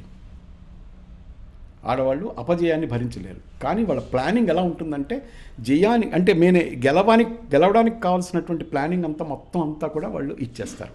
ఇవాళ మీరు పిల్లలు ఎవరిని అడగండి, నువ్వు మమ్మీని లైక్ చేస్తావు డాడీని లైక్ చేస్తావు అంటే ఫస్ట్ మమ్మీ అని అంటారు. ఎందుకంటే వాళ్ళకి ఏం కావాలో అంటే నేను అడుగుతుంది సైకలాజికల్గా అటువంటి భరోసా ఇచ్చి పిల్లల్ని పెంచేటువంటి శక్తి ఆడవాళ్ళకి ఉంటుంది, మగవాళ్ళకి ఉండదండి. అది మగవాళ్ళు స్ట్రెస్ తట్టుకునే విధానం వేరుగా ఉంటుంది, ఆడవాళ్ళు స్ట్రెస్ తట్టుకునే విధానం వేరుగా ఉంటుంది. అయితే ఇవాళ స్ట్రెస్ ఫ్యాక్టర్స్ ఇద్దరికీ ఈక్వల్గానే ఉన్నాయి. వీళ్ళు అలాగే ఇదవుతున్నారు, గురవుతున్నారు, ఇంపార్టెంట్ అయిపోతున్నారు. ఆడవాళ్ళు కూడా ఈ స్ట్రెస్ ఫ్యాక్టర్స్ తట్టుకొని ఇంపార్టెంట్ అయిపోతున్నారు. నేను చెప్పినటువంటి పదార్థంలో ఈ స్పెర్మటోజోవాని పెంచేటువంటి ప్రోడక్టు నేను చెప్పాను కదండి, స్పెర్మేట్ అని చెప్పాను కదా మా ప్రోడక్ట్. అలాగే ఈస్ట్రోజన్ న్యూట్రలైజ్ చేసేటువంటి ప్రోడక్ట్ ఒకటి ఉందని చెప్పాను కదా మాకు, మ్యాన్ మేకర్. అయితే ఆడవాళ్ళకి పీసీఓడి ప్రాబ్లమ్స్ని టార్గెట్ చేసి వాళ్ళకి ఏంటంటే ఈ ముందు ఒబిసిటీని తగ్గించాలి. ఓకే, ఈ మీరు ఇందాక అడిగిన చాలా చక్కటి క్వశ్చన్. ఒబిసిటీకి ఇన్ఫర్టిలిటీకి సంబంధం ఉందంటే ఖచ్చితంగా ఉంది. ఎప్పుడైతే ఆడవాళ్ళు ఒక పర్టికులర్ శరీరం అవుట్ ఆఫ్ ఫ్రేమ్ అయ్యారో స్ట్రెస్ బయలుదేరుతుందండి వాళ్ళలోని. Okay okay sir. మగవాళ్ళు లావు అయినా సరే వాళ్ళు పట్టించుకోరు. మీరు అబ్జర్వ్ చేయండి కావాలి, మగవాడు అంతా లావు అయినా సరే వాళ్ళు పట్టించుకోడు. కానీ ఆడవాళ్ళు చిన్న పిసర్ అవుట్ ఆఫ్ ద ఫ్రేమ్ అయితే వాళ్ళు చాలా టెన్షన్ ఫీల్ అవుతారు, చాలా ప్రెషర్ ఫీల్ అవుతారు, స్ట్రెస్కి గురవుతారు, ఈస్ట్రోజన్స్ ఎంటర్ అవుతాయి. ఇవన్నీ కలిపి ఏమవుతుందంటే అలా అలా అలా అలా ఒబిస్ అయిపోతారు. తర్వాత రెండోది ఏంటంటే మగవాడికి ఒక పర్టికులర్ టైమింగ్స్ అంటూ ఉంటాయండి భోజనం చేయడానికి, ఆడవాళ్ళకి అలా ఉండవు. ఓకే, అంటే ఇంట్లో ఉండే వాళ్ళ సంగతి చెప్తున్నాను. బయటికి వెళ్ళి మరి వాళ్ళు పనిచేసేవాళ్ళు మరి వాళ్ళు లిమిట్గా తింటారా లేకపోతే మధ్య మధ్యలో తింటూ ఉంటారో నాకు తెలియదు. అయితే వీళ్ళు తినే ఫుడ్కి చాలా తేడా ఉందండి. మన పూర్వకాలంలో ఫుడ్ మెనూ ఎలా చెప్పారంటే మార్నింగ్ బ్రేక్ఫాస్ట్ అయిపోయిన తర్వాత మధ్యాహ్నం లంచ్ వరకు ఇంకేం తినకూడదు వీళ్ళు. అలా కాదు కదా, ఇప్పుడు ఏది పడితే తినేస్తున్నారు. తర్వాత రాత్రి 90% పీపుల్ వాళ్ళు భోజనం స్కిప్ చేసేస్తున్నారు, ఎక్కడెక్కడే చిన్న చిన్న స్నాక్స్ తినేసి. సంపూర్ణమైనటువంటి ఆహారం అందకపోవడం కూడా ఇన్ఫర్టిలిటీకి కారణం. నేను సంపూర్ణ ఆహారం ఇవాళ కాదు నేను అంటుంది, వాళ్ళ ఏజ్ 5 నుంచి స్టార్ట్ కావాలి. ఈ విధంగా అందకపోవడం వల్లే వీళ్ళలో ఇన్ఫర్టిలిటీ అనేది వస్తుంది. ఇవాళ ఆడవాళ్ళలో వంధ్యత్వం ఎప్పుడైతే వాళ్ళకి ఒక పర్టికులర్ ఏజ్ దాటి ప్రెగ్నెన్సీ రాలేదో స్ట్రెస్ మరింత పెరుగుతుందండి. అయితే జాగ్రత్తగా వాళ్ళు ఫుడ్స్ని ప్లాన్ చేసుకుని వాళ్ళ లైఫ్ని ప్లాన్ చేసుకుని ఒక ఎక్సర్సైజ్ని ప్లాన్ చేసుకుంటే ఖచ్చితంగా వాళ్ళ ప్రెగ్నెన్సీకి ఇది అవచ్చు. Right sir. సార్ దీంట్లో మనం ఆటో ఇమ్యూన్ డిజార్డర్స్ గురించి అది కూడా అడిగారు మీరు, దాని గురించి చెప్పండి సార్ ప్లీజ్. ఇప్పుడు తల్లి కడుపులో ఉన్నటువంటి పిల్లడు ఉంటాడు, 100% స్టెరైల్ ఛాంబర్ అండి అది. గర్భం, స్త్రీ తాలూకా గర్భం, అలాంటి ఛాంబర్ నాకు తెలిసి ప్రపంచంలో ఇంకో స్టెరైల్ ఛాంబర్ లేదు. వాడిని ఏ బ్యాక్టీరియా వైరస్ ఏవి కూడా వాడిని ఏం చేయలేదు కడుపులో ఉన్నటువంటి బిడ్డ అండి. వాడు ఏం చేస్తాడంటే ఒక విధమైనటువంటి రోగ నిరోధక శక్తిని తల్లి నుంచి తీసుకుంటాడు. వాడు ముందు తల్లి గర్భం వాడికి ప్రొటెక్షన్ ఇస్తుంది, ఏ బ్యాక్టీరియా వైరస్ ఏది చేయకుండా. కానీ వాడి గర్భంలో ఉండగానే తల్లి ఏం చేస్తుంది, ఇమ్యూనిటీని ట్రాన్స్ఫర్ చేస్తుంది. దీన్ని ఇన్నేట్ ఇమ్యూనిటీ అంటారు. అంటే హక్కుతో వాడు సంపాదించుకుంటాడు అది. అయితే డెలివరీ కావడం ఏంటి, వాడికి కొన్ని లక్షల కోట్ల బ్యాక్టీరియా వైరస్ వాడి మీద అటాక్ చేస్తాయి. వాడికి ఏం కలగదు, ఎందుకంటే తల్లి నుంచి వాడికి సంక్రమించినటువంటి ఈ ఇమ్యూనిటీ ఉంది చూసారా, వాడికి ప్రొటెక్షన్ ఇస్తుంది. అయితే రెండో తరగతి ఇమ్యూనిటీని మనం ఏమంటామంటే అడాప్టివ్ ఇమ్యూనిటీ అంటాం. దీన్ని సాధారణంగా వ్యాక్సిన్స్ ద్వారా మనం భర్తీ చేస్తాం. ఎందుకంటే కొత్త కొత్త బ్యాక్టీరియాలు కొత్త కొత్త వైరస్లు వస్తున్నాయి కాబట్టి దీనికి ఎగ్నెస్ట్గా ఒక వ్యాక్సిన్ తయారు చేద్దామని. కానీ ఆ రెండో అడాప్టివ్ ఇమ్యూనిటీ కూడా తల్లే ఇస్తుంది. ఎలా ఇస్తుందంటే బయటకు వచ్చిన బిడ్డడికి తన మొదటి పాల ద్వారా ఇస్తుంది, మొదటి స్తన్యం అంటారు. ఇది ఏంటంటే ఫస్ట్ మిల్క్ అడాప్టివ్ ఇమ్యూనిటీ మొత్తం ఇమ్యూనిటీని ట్రాన్స్ఫర్ చేసేస్తుంది. రైట్. అయితే ఈ అడాప్టివ్ ఇమ్యూనిటీ, ఈ ఇన్నేట్ ఇమ్యూనిటీ తల్లి నుంచి వాడు సంక్రమించుకున్నటువంటిది వాడికి 120 సంవత్సరాల ప్రొటెక్షన్ ఇవ్వాలి. మనిషి ఆయుు ప్రమాణం 120 సంవత్సరాలు కాబట్టి. కానీ ఆ విధంగా జరుగుతుందా? ఎందుకు జరగట్లేదు అంటే ఇందాక నేను చెప్పినటువంటి ఫ్యాక్టర్స్, ఫుడ్, ఎన్విరాన్మెంటల్ పొల్యూషన్, వీడు పెరుగుతూ మధ్యలో చేసుకునేటువంటి డర్టీ హ్యాబిట్స్, ఏది సిగరెట్ స్మోకింగ్, లేకపోతే ఆల్కహాల్ తీసుకోవడం, జంక్ ఫుడ్స్ తినడం, తినకూడనటువంటి ఫుడ్స్ తినడం, ఫర్బిడెన్ ఫుడ్స్ తినడం, వీటి వల్ల ఏం జరుగుతుందంటే వీళ్ళు ఇమ్యూనిటీ తగ్గిపోతుంది. ఇంకా పైపెచ్చి ఈ కోవిడ్ లాంటి కొత్త కొత్త వైరస్లు వచ్చి అటాక్ అవ్వడం వల్ల వాళ్ళు ఇమ్యూనిటీ తగ్గిపోతుంది. ఇక్కడ నా క్వశ్చన్ ఏంటంటే వంశీ గారు, ఈ వీడి తల్లి నుంచి సంక్రమించినటువంటి ఈ ఇమ్యూనిటీ ప్రపంచంలో ఏ ఇమ్యూనిటీ కూడా దానికి ఈక్వల్ కాదు. ఆ ఇమ్యూనిటీని మళ్ళీ మనం ఇవ్వగలమా? ఇవ్వలేము సార్. నా ఆన్సర్ అయితే ఇవ్వగలం. ఎందుకంటే నా దగ్గర ఒక ప్రోడక్ట్ ఉంది, ఓకే కోవిస్ట్రమ్ దాని పేరు. ఓకే ఈ కోవిస్ట్రమ్ అనేది ఏంటంటే కౌ తాలూకా ఫస్ట్ మిల్క్ని తయారు చేస్తాం ట్యాబ్లెట్స్ని. ఓకే ఫార్చునేట్లీ కౌ తాలూకా ఫస్ట్ మిల్క్, మదర్ తాలూకా ఫస్ట్ మిల్క్ ఒకటే, ఇఫ్ నాట్ మోర్. ఓకే ఎందుకంటే కౌ మిల్క్లో ఐజీజీ అంటే ఇమ్యునోగ్లోబిన్ జీ అనేది 12% ఉంటుంది. మన ఆవు తాలూకా మొదటి పాల్లో 70% ఉంటుంది. బా సూపర్ సార్. అయితే దీన్ని నేను పౌడర్గా తయారు చేయాలంటే వేడి చేయడానికి వీల్లేదు. ఈ జున్ను పాలని, అవునండి, అంటే మొదటి పాలని జున్ను పాలు అంటారు, లేదా ముర్రు పాలు అని కూడా అంటారు కొన్ని చోట్ల. ఈ ముర్రు పాలు కానీ జున్ను పాలు కానీ వేడి చేస్తే ఈ ఇమ్యునోగ్లోబిన్స్ 0 అయిపోతాయి. ఓకే ఒక పర్టికులర్ ప్రాసెస్ ద్వారా దాన్ని పౌడర్ కింద తయారు చేయాలి. ఈ చేసే ప్రాసెస్లో నా ఇమ్యూనోగ్లోబిన్ ఐజీ అని చెప్పిన కదా 70 నుంచి 30% పడిపోతుంది. బట్ నా ట్యాబ్లెట్లో 30% నేను ఇన్సూరెన్స్ ఇవ్వగలను. ఓకే ఇది మళ్ళీ ఆ పోయినటువంటి ఇమ్యూనిటీని తిరిగి తీసుకొస్తుంది. రైట్. ఇదే మీకు ఆటో ఇమ్యూన్ డిజార్డర్స్ మీద కూడా పనిచేస్తుంది అనమాట. Okay right. అంటే a న్యాచురల్ రెమెడీ, ఒక tablet which is made up of cow milk, కోవిస్ట్రమ్, మీకు ఈ ప్రాబ్లమ్స్ అన్నిటికీ కూడా ఒకే answer. Like who all can use this one sir? Anybody అండి. Parkinson's is a totally different disease అండి. Yes, yes. ఇప్పుడు దీని గురించి నేను ప్రత్యేకంగా చెప్పుకోదగ్గట్టు ఇంకో ప్రోడక్ట్ ఉందా చెప్తాను మీకు. Right. Parkinson's is not auto immune, number 1. Okay sir. ఇప్పుడు పార్కిన్సన్ డిసీజ్లో మనకు అస్ట్రైల్ కొలైన్ అనే ద్రవం డిజార్డర్ వల్ల మనకు పార్కిన్సన్ డిసీజ్ వస్తుంది కదా సార్. దీన్ని రెక్టిఫై చేయడానికి కూడా మన ఆయుర్వేదంలో మెడిసిన్ ఉందంట. అసలు పార్కిన్సన్స్కి లేకపోతే పెరాలసిస్కి ఎక్కడైనా మెడిసిన్ అంటూ ఉంటే అది ఆయుర్వేదంలోనే ఉంది. Yes. అంటే ఇది మనం ప్రొలాంగ్ చేయొచ్చా లేదా you can cure the disease అంటారు? రూట్ కాస్ వరకు చేయగలం. అంటే ఏం జరుగుతుందంటేనండి, ఇది డ్యామేజ్ అండి. ఇది ఏదో పార్కిన్సన్స్ కానీ పెరాలసిస్ కానీ it's a damage. Yes.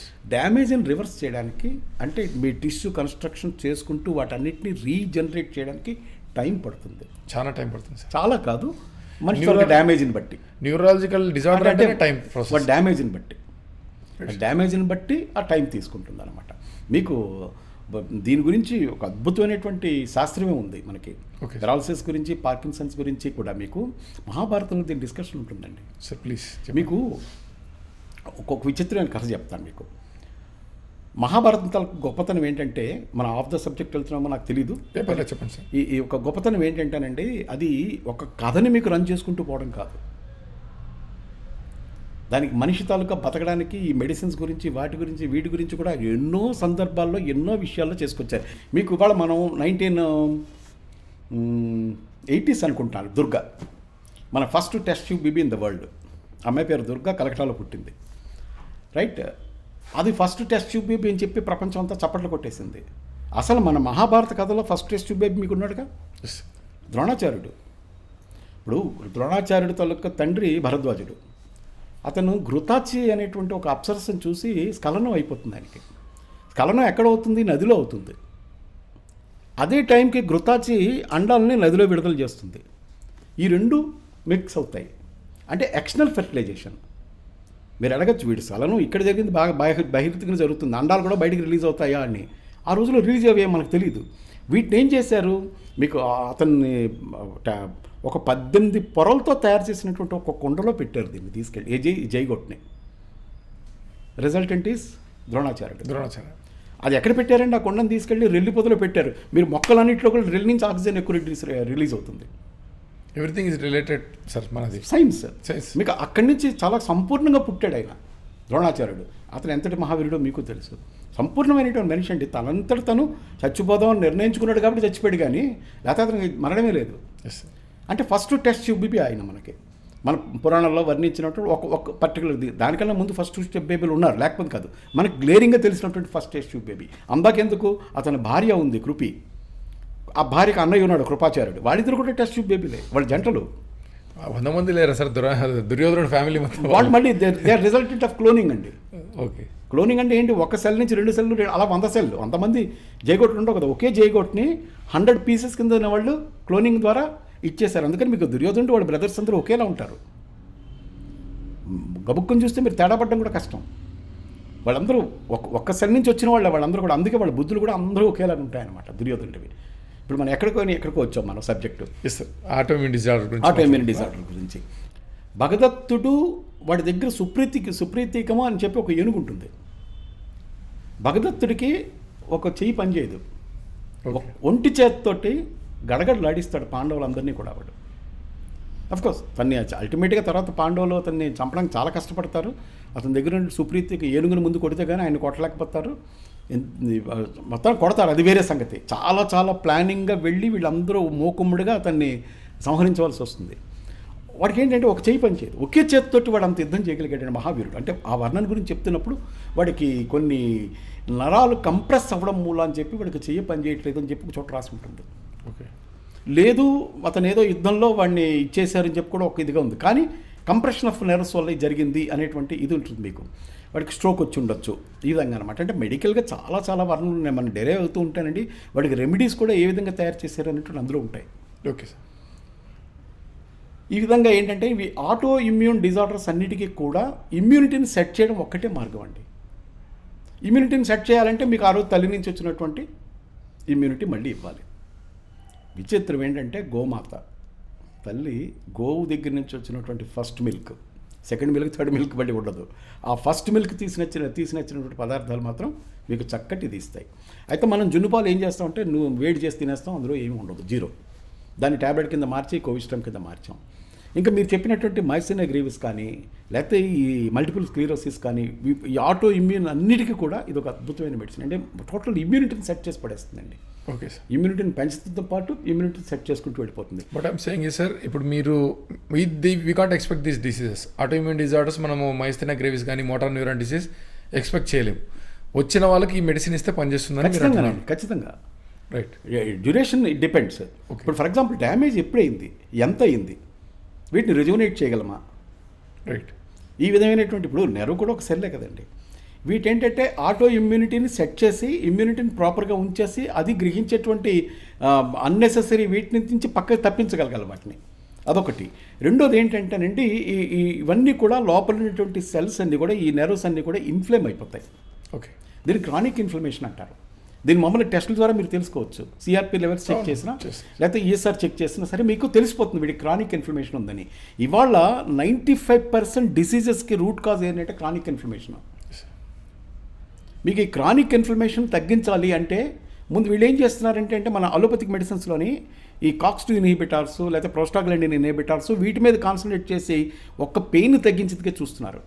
But root cause of the pain chronic inflammation. అదే సార్, ఈఎస్ఆర్లో డిఫరెన్స్ చూసేసి వీనికి ఇన్ఫ్లమేషన్ ఉందని డిక్లేర్ చేస్తున్నారు డాక్టర్స్, ఇది తెలుస్తుంది సార్. ఇప్పుడు మనం ఆటో ఇమ్యూన్ గురించి మాట్లాడుకున్నాం. Idiopathic, some of the disease which are facing unknown diseases కొన్ని వస్తున్నాయి ఈడియోపతిక్. లైక్ మీరు తీసుకుంటే సోరైసిస్ కానీ థైరాయిడ్ కూడా ఈడియోపతిక్ అండి. ఎందుకు వచ్చిందంటే కొంతమంది వంశపారంపర్యం సడన్గా నాకు ఎందుకు వచ్చింది, ఇట్స్ అన్ ఈడియోపతిక్ అని అంటున్నారు. ఇడియోపతిక్ అనే వర్డ్ లేదండి, వీళ్ళు సృష్టించారు. There must be some root cause. Vamshi ఇలా మాట్లాడిన కారణం వెనకాల రూట్ కాజ్ ఏదో ఉంటుంది. Okay. It cannot be idiopathic. Okay. Idiopathic అంటే ఏంటంటేనండి మీరు అన్ఎక్స్పెక్టెడ్గా మీరు అంటున్నారు అంటే దేనికి అంటున్నారు, ఒక స్టిమ్యులస్కి అంటున్నారు. మిమ్మల్ని ఎవరైనా తిట్టగానే మీరు ఏం చేస్తారు, హత్తని లేస్తారు. అదేంటి అది ఇడియోపతిక్ అవుతుందా? ఇప్పుడు psoriasis what we call it individual idiosyncrasy అనేటువంటిది ఒక మెడికల్ టెర్మినాలజీలోనే ఉంటుందండి. ఓకే. ఆయుర్వేదంలో ఇండివిజువల్ ఇడియోసింక్రసీ అనే పదం లేదు. ఇది సృష్టించబడింది. వీడు సృష్టించారు అంటే రూట్ కాజ్ తెలియదు కాబట్టి పర్ఫెక్ట్. వీటన్నిటికీ రూట్ కాజ్ అనే ఉద్దేశంలో ఏంటంటే క్రానిక్ ఇన్ఫ్లమేషన్ అండి. Right sir. మీకు బయటకు ఏదైనా ఒక వాపు కనపడింది అనుకోండి, శరీరం మీద మీకు వాపు కనపడుతుంది, ఇంత వాపు ఉంది తగ్గింది ఏదో ఒకటి చేస్తాం మనం. ఇంటర్నల్ ఆర్గాన్స్ మీకు స్వెల్ అవుతాయి. మన సెల్ ఉంది, సెల్ ఈజ్ ఎ మినియేచర్. ఇప్పుడు గోడని ఇటుకలతో ఏ విధంగా నిర్మిస్తామో మన బాడీ అంతా కూడా సెల్స్తో నిర్మించబడి ఉంది. ఒక గ్రూప్ ఆఫ్ సెల్స్ని మనం టిష్యూ అంటాం. ఈ గ్రూప్ ఆఫ్ టిష్యూని ఆర్గాన్స్ అంటాం. ఈ ఆర్గాన్స్ అన్నీ కూడా సెల్స్తో తయారయ్యాయి కదా. తర్వాత ఈ ఒక సెల్ 120 రోజులు బతుకుతుంది. 120 రోజుల తర్వాత కొత్త సెల్ రీప్లేస్ కావాలి కదా.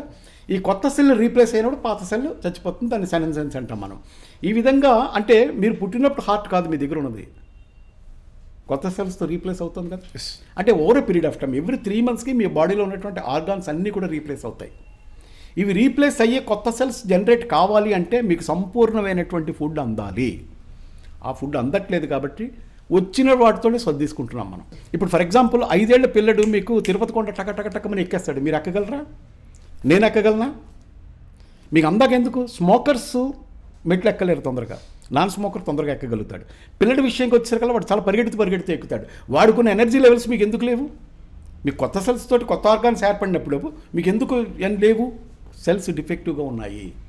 సెల్లో పూర్తి స్ట్రక్చర్ కలగట్లేదు. సార్ మీకు ఒక విషయం చెప్తాను. నేను క్రానిక్ ఇన్ఫ్లమేషన్ గురించి ఒక పక్క తర్వాత వస్తాను మళ్ళీ మీకు.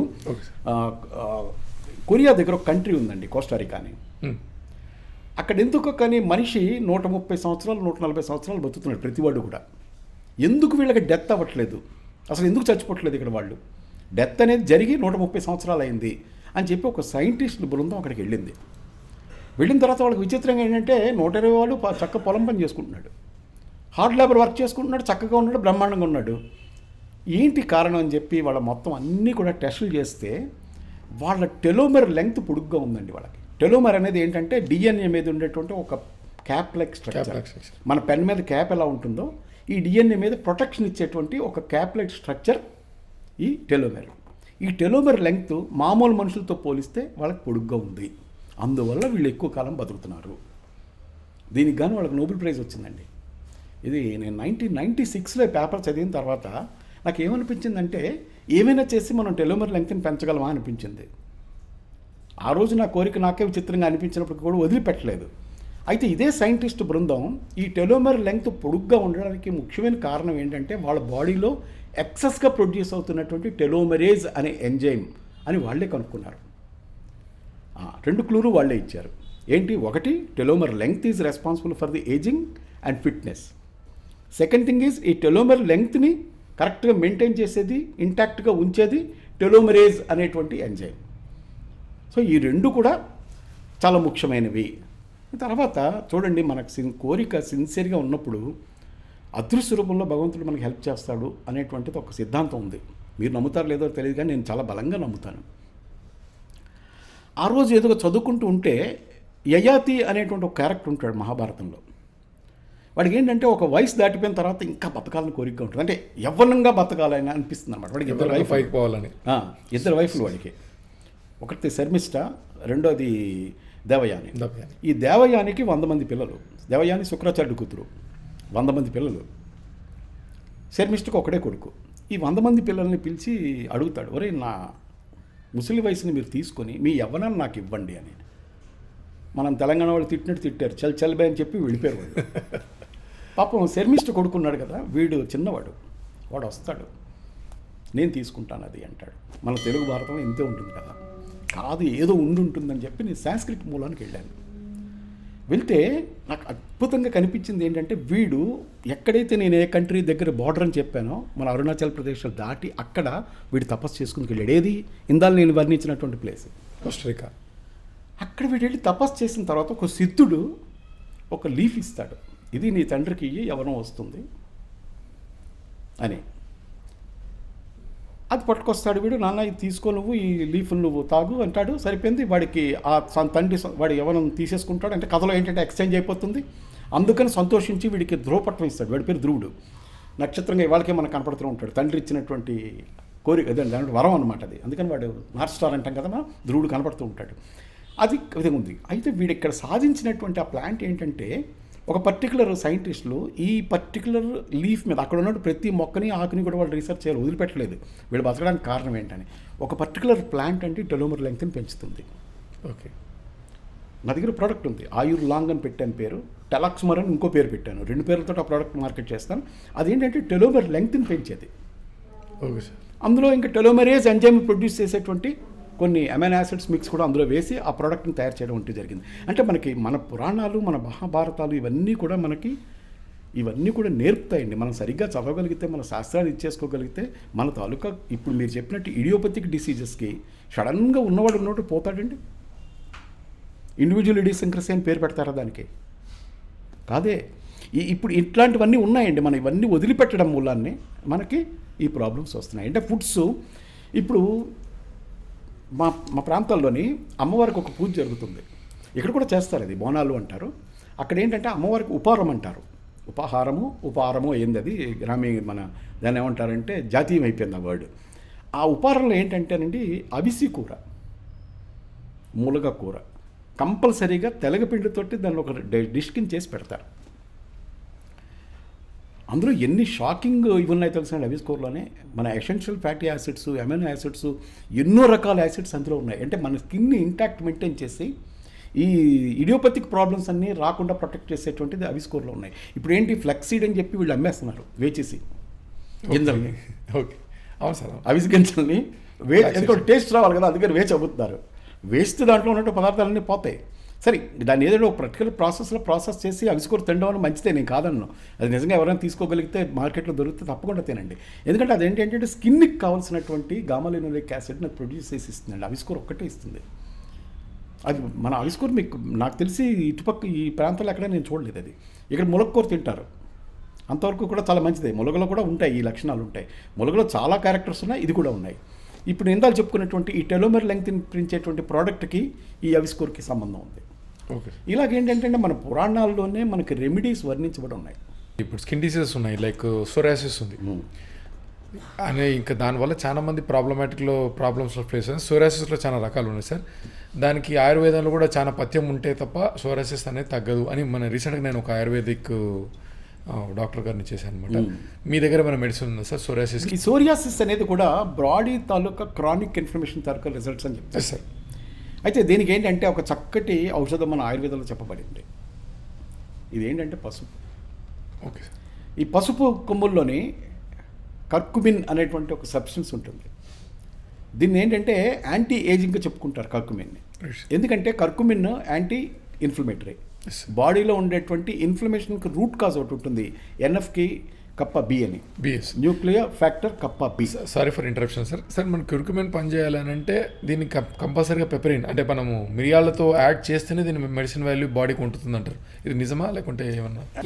యాక్చువల్గా కర్కుమిన్ ఉన్నది కదండి, కర్కుమిన్ తాలూకా ఒక లక్షణం ఏంటంటే పసుపులో 5% మాత్రమే ఉంటుంది అది. Okay sir. మనం ఎంత కర్కుమిన్ బాడీకి ఇచ్చినా సరే, అంటే నేను ఇచ్చేటువంటి ట్యాబ్లెట్లో 95% కర్కుమిన్ ఇస్తాను నేను. Right sir. Like you extracted sir? Extracted from turmeric. Correct. అంటే నేనేంటంటే దగ్గర 100 కిలోలు రియాక్టర్లో వేస్తే నాకు 4 కిలోలు 5 కిలోలు కర్కుమిన్ వస్తుంది సార్. అయితే దీనికి ఇంకో ప్రాబ్లం ఏంటంటే మన బాడీలోకి ఎంత కర్కుమిన్ ఇచ్చినా 5% అబ్జార్బ్ అవుతుంది. Yes sir. మీకు టర్మరిక్లో ఉండేటువంటి శాతం 5%, మీకు అబ్జార్బ్ అయ్యేటువంటిది కూడా 5%. మా తాతగారు ఒక అద్భుతమైన పుస్తకం రాశారు దీని మీద, మన ఆహారపు విలువలు అని. అది మ్యాక్సిమం ఒక 10-15 డేస్లో పుస్తకం రిలీజ్ చేయబోతున్నాను. ఆయన నాకు చిన్నతనంలో పసుపు మాలచ్చి అని చెప్పి ఆయన ఒక పద్యకావ్యం రాస్తున్నప్పుడు, ఏం తాతగారు పసుపు గురించి ఇంత రాస్తున్నారు, మీరు ఎంత రీసెర్చ్ చేస్తే మాత్రం పసుపు మీద ఇంత రాయాలా అంటే అప్పుడు ఆయన నాకు కూర్చోబెట్టి ఎక్స్ప్లెయిన్ చేశారు. ఆ చిన్న వయసులో నాకు అర్థం కాలేదు, కానీ తర్వాత దాని గురించి స్టడీ చేస్తున్నప్పుడు తాతగారు చేసినటువంటి స్టడీకి ఇంత ఇది ఉందా అనిపించింది. మీకు ఒక కథ చెప్తాను. నేను అహ్మదాబాద్లో ఒక మెడికల్ కాన్ఫరెన్స్కి అటెండ్ అయినప్పుడు మీరాబేన్ అని ఒక ఆవిడ మొత్తం మెడికల్ కాన్ఫరెన్స్కి కావాల్సిన అరేంజ్మెంట్స్ అన్నీ ఆవిడే చేసేస్తుంది. ఓకే. ముసలావిడ ఏంటి కుర్చీలు వేసేస్తుంది, అది మోసేస్తుంది, ఇది మోసేస్తుంది, వాళ్ళు నడుస్తుంది, వీళ్ళు నడుస్తుంది, అన్నీ తనే అయిపోయి చేసేస్తుంది. నేను అడిగా మీరాబేన్ మీ వయసు ఎంత అని, 109 years అంది. ఫ్రాంక్గా చెప్తున్నాను, ఆవిడ పట్టిస్తున్నది అనుకున్నాను. వాళ్ళ మనోరాలు వచ్చింది. మనోరాలకి కొంచెం ఈవిడికి 70 ఏళ్ళు అని చెప్పింది. అప్పుడు నాకు నమ్మాల్సి వచ్చిందనమాట. అప్పుడు ఆవిడ అడిగాను, ఏంటి మీ సీక్రెట్, ఇంత యంగ్గా ఎలా ఉండగలుగుతున్నారు, ఇంత ఎనర్జెటిక్గా ఎలా ఉండగలుగుతున్నారంటే, మేము గుజరాత్ తీసాం కదా, పసుపుతోటి పచ్చి పసుపుతోటి ఒక విధమైనటువంటి పదార్థం మేము చేసుకొని దాన్ని మేము పచ్చడి కింద తింటాం, పికిల్ కింద తింటాము, అది డైలీ డిష్ మాకు. అండ్ పసుపుకున్నటువంటి లక్షణాలు నీకు తెలుసు కదా కర్కుమిన్ అంటే, కర్కుమిన్ అబ్జార్బ్ కాదు కదా అన్నాను. కరెక్ట్ అయిన పాయింట్కి వచ్చావు నువ్వు, మేము మా పికిల్లో అది అబ్జార్బ్ అయ్యేటట్టుగా ఒక పర్టికులర్ సబ్స్టెన్స్ కలుపుతాం మేము అంది. ఆ సబ్స్టెన్స్ ఏమిటో వాడు చెప్పలేదు. మళ్ళీ కాన్ఫరెన్స్ అయిపోయిన తర్వాత ఆవిడని వెళ్ళి అడిగాను. అడిగితే వాడికి ఏదో జాలి వేసిందో ఏమో మొత్తానికి మిరియాలు కలిపితే అయిపోతుందని చెప్పింది. ఇదే పాయింట్ తాతగారు కూడా చెప్పారు. అయితే మిరియాల్లోని పైపరీన్ అనేటువంటి ఒక సబ్స్టెన్స్ ఉంటుంది, అది కలపాలి. నాట్ మిరియాలు. Sir piperine. పైపరీన్ అందులో ఉండేటువంటి పైపరీన్ 96% అబ్జార్బ్ చేస్తాయి. అంటే తీసి దీన్ని ఏంటంటే ఒక పర్టికులర్ ప్రాసెస్లో పొటెన్షియస్ చేస్తాం. ఇవాళ నానో టెక్నాలజీ అంటున్నారు. అది దానివల్ల ఏంటంటే మైక్రోఫైన్ అవుతుంది, ఇది మోర్ పైపరీన్ అవుతుంది, కర్కుమిన్ అవుతుంది. ఈ రెండు కలిపి ఇస్తేనే అబ్జార్బ్ అవుతాయి. అయితే నా ప్రోడక్ట్ కర్కరీన్ అని చెప్పాను కదా, అంటే నేను ఇంకొక నేమ్తో కూడా ఈ ప్రోడక్ట్ మార్కెట్ చేస్తాను, దాని పేరు టర్న్కి. ఓకే. ఈ కర్కరీన్లో ఏంటంటే దీనికి మనకి పసుపుకి లేకపోతే అందులో ఉండేటువంటి కర్కుమిన్కి ఇన్ని మంచి లక్షణాలు ఉన్నప్పుడు, ఏది సోరియాసిస్ నుంచి మీకు మస్కులర్ డిస్ట్రోఫీ దగ్గర నుంచి ఓ ఇన్నిటినీ క్యూర్ చేసే గుణం దీని, ఎందుకంటే బేసిక్గా దీన్ని పనిచేసేదే ఆయన క్రానిక్ ఇన్ఫ్లమేషన్ పనిచేస్తుంది, క్రానిక్ ఇన్ఫ్లమేషన్ మీద. సో అందుమూలన ఏంటంటే దీనికి ఇంత ఇంపార్టెన్స్ ఉంది కాబట్టి ఏదైనా చేసి దీని పొటెన్సీని బాడీలో కూడా పెంచగలనా అన్నటువంటి ఆలోచన వచ్చింది.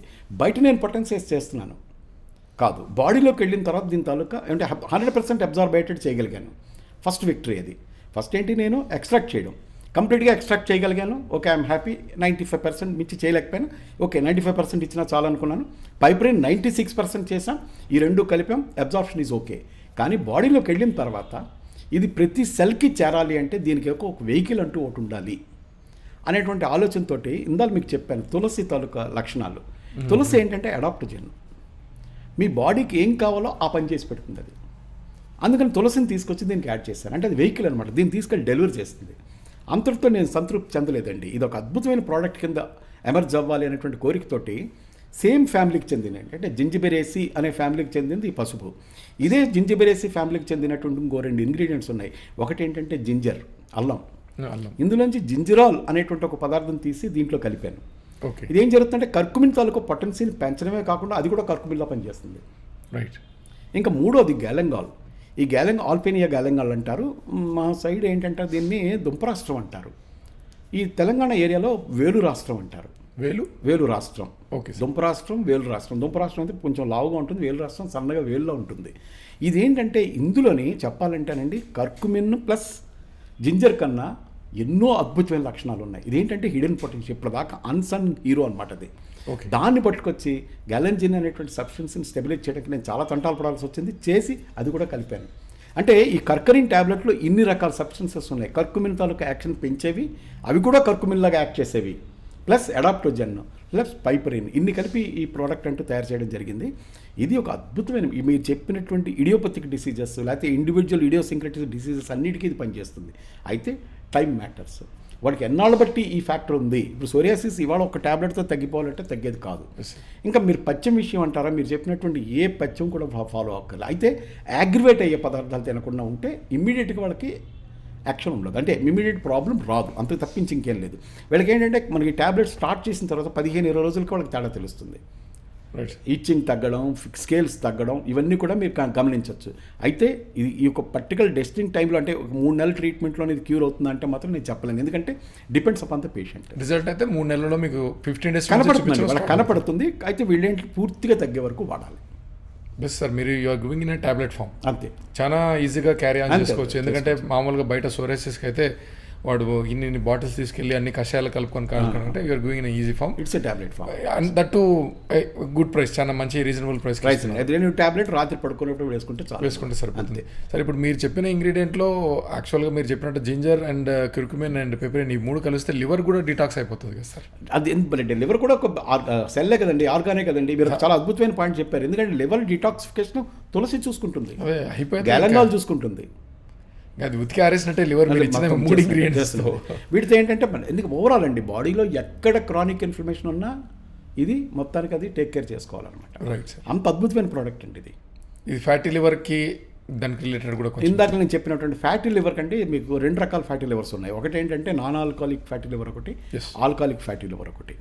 ఈ రెండింటి మీద కూడా మీకు 2 కాంబినేషన్స్, అంటే యాక్చువల్గా నేను ఇందాక చెప్పినటువంటి ఈ టెలోమర్ లెంగ్త్ని పెంచేది ఒకటి ఉంది చూసారా, that is most important for fatty liver. Okay sir, ఎందుకంటే లివర్కి ఒక లక్షణం ఏంటుందంటే అండి, మీరు 1% లివర్ పనిచేస్తున్నా బతికేస్తారు. అందుకని వీడు తాగడం ఆపాలి. ఇక్కడ ఏం జరుగుతుందంటే ఇక్కడ మీరు చెప్పినటువంటి వాడు ఫస్ట్ ఫ్యాట్ కంటెంట్ తగ్గించుకోవాలి. రెండోది వీళ్ళు ఆల్కహాల్ పూర్తిగా బంద్ చేయవలసి వస్తుంది. ఏది ఫ్యాటీ లివర్ ఉన్న వాళ్ళు వీళ్ళు అనమాట. అది మారక వాళ్ళకి రిజల్ట్ రాదు. యాక్చువల్లీ వీళ్ళు 2 మానేసి ఈ కాంబినేషన్ ఏది నేను ఇందాక చెప్పినటువంటి ఆయుర్లాంగ్ అని చెప్పాను చూసారా, లేకపోతే టెలాక్స్మర్ అని చెప్పాను కదా ప్రోడక్ట్, అది ప్లస్ ఈ టర్న్కి లేకపోతే కర్కరీన్ అండి, ఈ 2 కలిపి వాడితే మాత్రం చాలా వండర్ఫుల్ రిజల్ట్ వస్తుందండి. అది ఫ్యాటీ లివర్ కోసం ప్రత్యేకంగా వచ్చింది. ఈ టెలోమర్ లెంగ్త్ని పెంచగా కాకుండా లివర్ని మళ్ళీ రీజనరేట్, లివర్కు ఉన్న ఇంకో లక్షణం ఏంటంటే రీజనరేట్ అవుతుందండి. అది మీరు ఏంటంటే తొందరగా హెల్దీ సెల్స్తో రీప్లేస్ చేయగలిగేది ఏదైనా ఉంటే టెలాక్స్మర్ చేస్తుంది, లేదా మన ఆయుర్లాంగ్ అని చెప్పాను కదా ఆ ప్రోడక్ట్ చేస్తుంది. ఇక్కడ ఏంటంటే కర్కరీన్ మనకి ఇన్ఫ్లమేషన్ని పోగొట్టేస్తాం అంటే ఈ 2 కలిపి వాడాల్సి వస్తుంది అనమాట. ఏది ముఖ్యంగా ఫ్యాటీ లివర్లోనే. Right sir. Sir, sleep disorder sleep disorder అంటేనండి, స్లీప్ అనేది ఏంటంటే ఒక సంపూర్ణమైనటువంటి సాటిస్ఫాక్షన్ బాడీకి ఉన్నప్పుడే నిద్రపడుతుందండి. కొంతమంది మీరు అబ్జర్వ్ చేస్తారు లేదా, ట్రైన్స్లో జర్నీ చేస్తున్నప్పుడు వాడు ట్రైన్ ఎక్కుతాడు, కళ్ళు మూసుకు పడుకుంటాడు, వాడు స్టేషన్ రాగానే టక్కున లేచి దిగుతాడు. సార్ చాలా మంది ఉన్నారు సార్. వీడు ఎంత అదృష్టవంతుడో అనుకుంటా సార్. ట్రైన్ ఎక్కిన దగ్గర నుంచి కొంతమంది నిద్రపడదు, ఎందుకంటే ఎక్కడ మన స్టేషన్ దాటిపోతుందో అని. ఎందుకు? వాళ్ళకి ఆ కంగారు. సో మనిషి ఎప్పుడు కూడా ఈ స్ట్రెస్ హార్మోనే నిద్ర లేని కారణం అండి. మీకు ఎప్పుడైతే స్ట్రెస్ హార్మోన్ కార్టిసాల్ రిలీజ్ అవుతుందో, మీకు దానికి కౌంటర్గా ఏంటంటేనంటే ఇంకో హార్మోన్స్ ఉన్నాయి. ఒకటి ఎడ్రినలిన్ అండి. అడ్రినలిన్ ఏంటంటే మీకు ఏంటంటేనండి హార్ట్ రేట్ని పెంచే గుణం దానికి ఉంది. Okay sir. ఎడ్రినలిన్ సెక్రెట్ ఎప్పుడవుతుందంటే మీకు భయానకమైనటువంటి సంఘటనలు జరిగినప్పుడు మీకు ఈ అడ్రినలిన్ రిలీజ్ అవుతుంది. కొంతమందికి ఏంటంటేనండి ట్రైన్ ఎక్కడమో, బస్సు ఎక్కడమో, లేకపోతే చిన్న చిన్న ఇన్సిడెంట్స్ చూడగానే వాళ్ళు కంగారు పడిపోతూ ఉంటారు, రిలీజ్ అయిపోతూ ఉంటుంది. అయితే మన body itself is a big biological factory అండి. God has created this particular body in such a way. ఎంత చక్కగా దీన్ని నిర్మించాడంటే ఎడ్రినలిన్ రిలీజ్ కాగానే మీకు కౌంటర్గా ఎస్టల్ కొలిన్ రిలీజ్ అవుతుంది. ఎస్టల్ కొలిన్ రిలీజ్ అవగానే ఎడ్రినలిన్ సాటిస్ఫై అయిపోతుంది, మొత్తం న్యూట్రలైజ్ అయిపోతుంది. కొంతమందికి అది రిలీజ్ కాదు. ఓకే. ఇప్పుడు ఎస్టల్ కొలిన్ అనేది రిలీజ్ అయితేనే మీకు ఈ స్ట్రెస్ హార్మోన్స్ తగ్గుతాయి సార్. మీకు దీనికి ఈ సందర్భం చెప్పాలంటే అరోమేటిక్ కాంపౌండ్స్ గురించి మీకు చెప్పాలి. అరోమేటిక్ కాంపౌండ్స్ అంటే ఏంటనండి, anything which produces aroma, a sweet smell is called aromatic compound. ఈ అరోమేటిక్ కాంపౌండ్స్లో ముఖ్యంగా మనం చెప్పుకోదగినది ఏంటంటే వీటికి హైలీ వాలటైల్. మీరు ఇలా చేతిలో ఇలా పోయిగానే వాలటైల్ అంటే ఆవిరి అట్మాస్ఫియర్కి. మీకు పెట్రోలు, బెంజీను, నాఫ్థలీను, యాంథ్రసీను, కెమికల్ క్యాంఫర్, ఇవన్నీ కూడా, I'm not talking about natural camphor, ఈ కెమికల్ క్యాంఫర్ ఇవన్నీ కూడా అరోమాటిక్ కాంపౌండ్స్. అయితే దీనికి కౌంటర్గా మనకి ప్లాంట్స్ నుంచి కూడా అరోమా ఆయిల్స్ ప్రొడ్యూస్ అవుతాయి. మీకు పువ్వులన్నీ సువాసన వస్తున్నాయంటే దాంట్లో ఉండేటువంటి ఒక ఎసెన్షియల్ ఆయిల్ మీకు ఎవాపరేట్ అవుతూ ఉంటుంది. అవి కూడా అరోమాటిక్ కాంపౌండ్సే. జిరేనియాలు, డాండ్రియాలు, బానియాలు, ఇవన్నీ కూడా రకరకాల ప్లాంట్స్లోని మీకు జిరేనియాలు మీకు ఎక్కడ ఉంటుందంటే గులాబీలో ఉంటుందండి.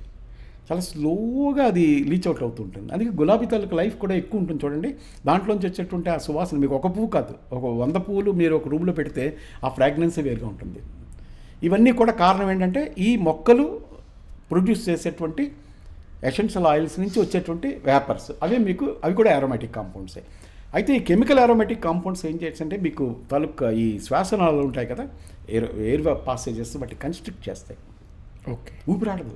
బెంజిన్ వాసన చూసినాడు, కొంత పెయింట్ వాసన చూస్తే కొంతమంది పడిపోతారు, చాలా మంది పడిపోతారు కూడా.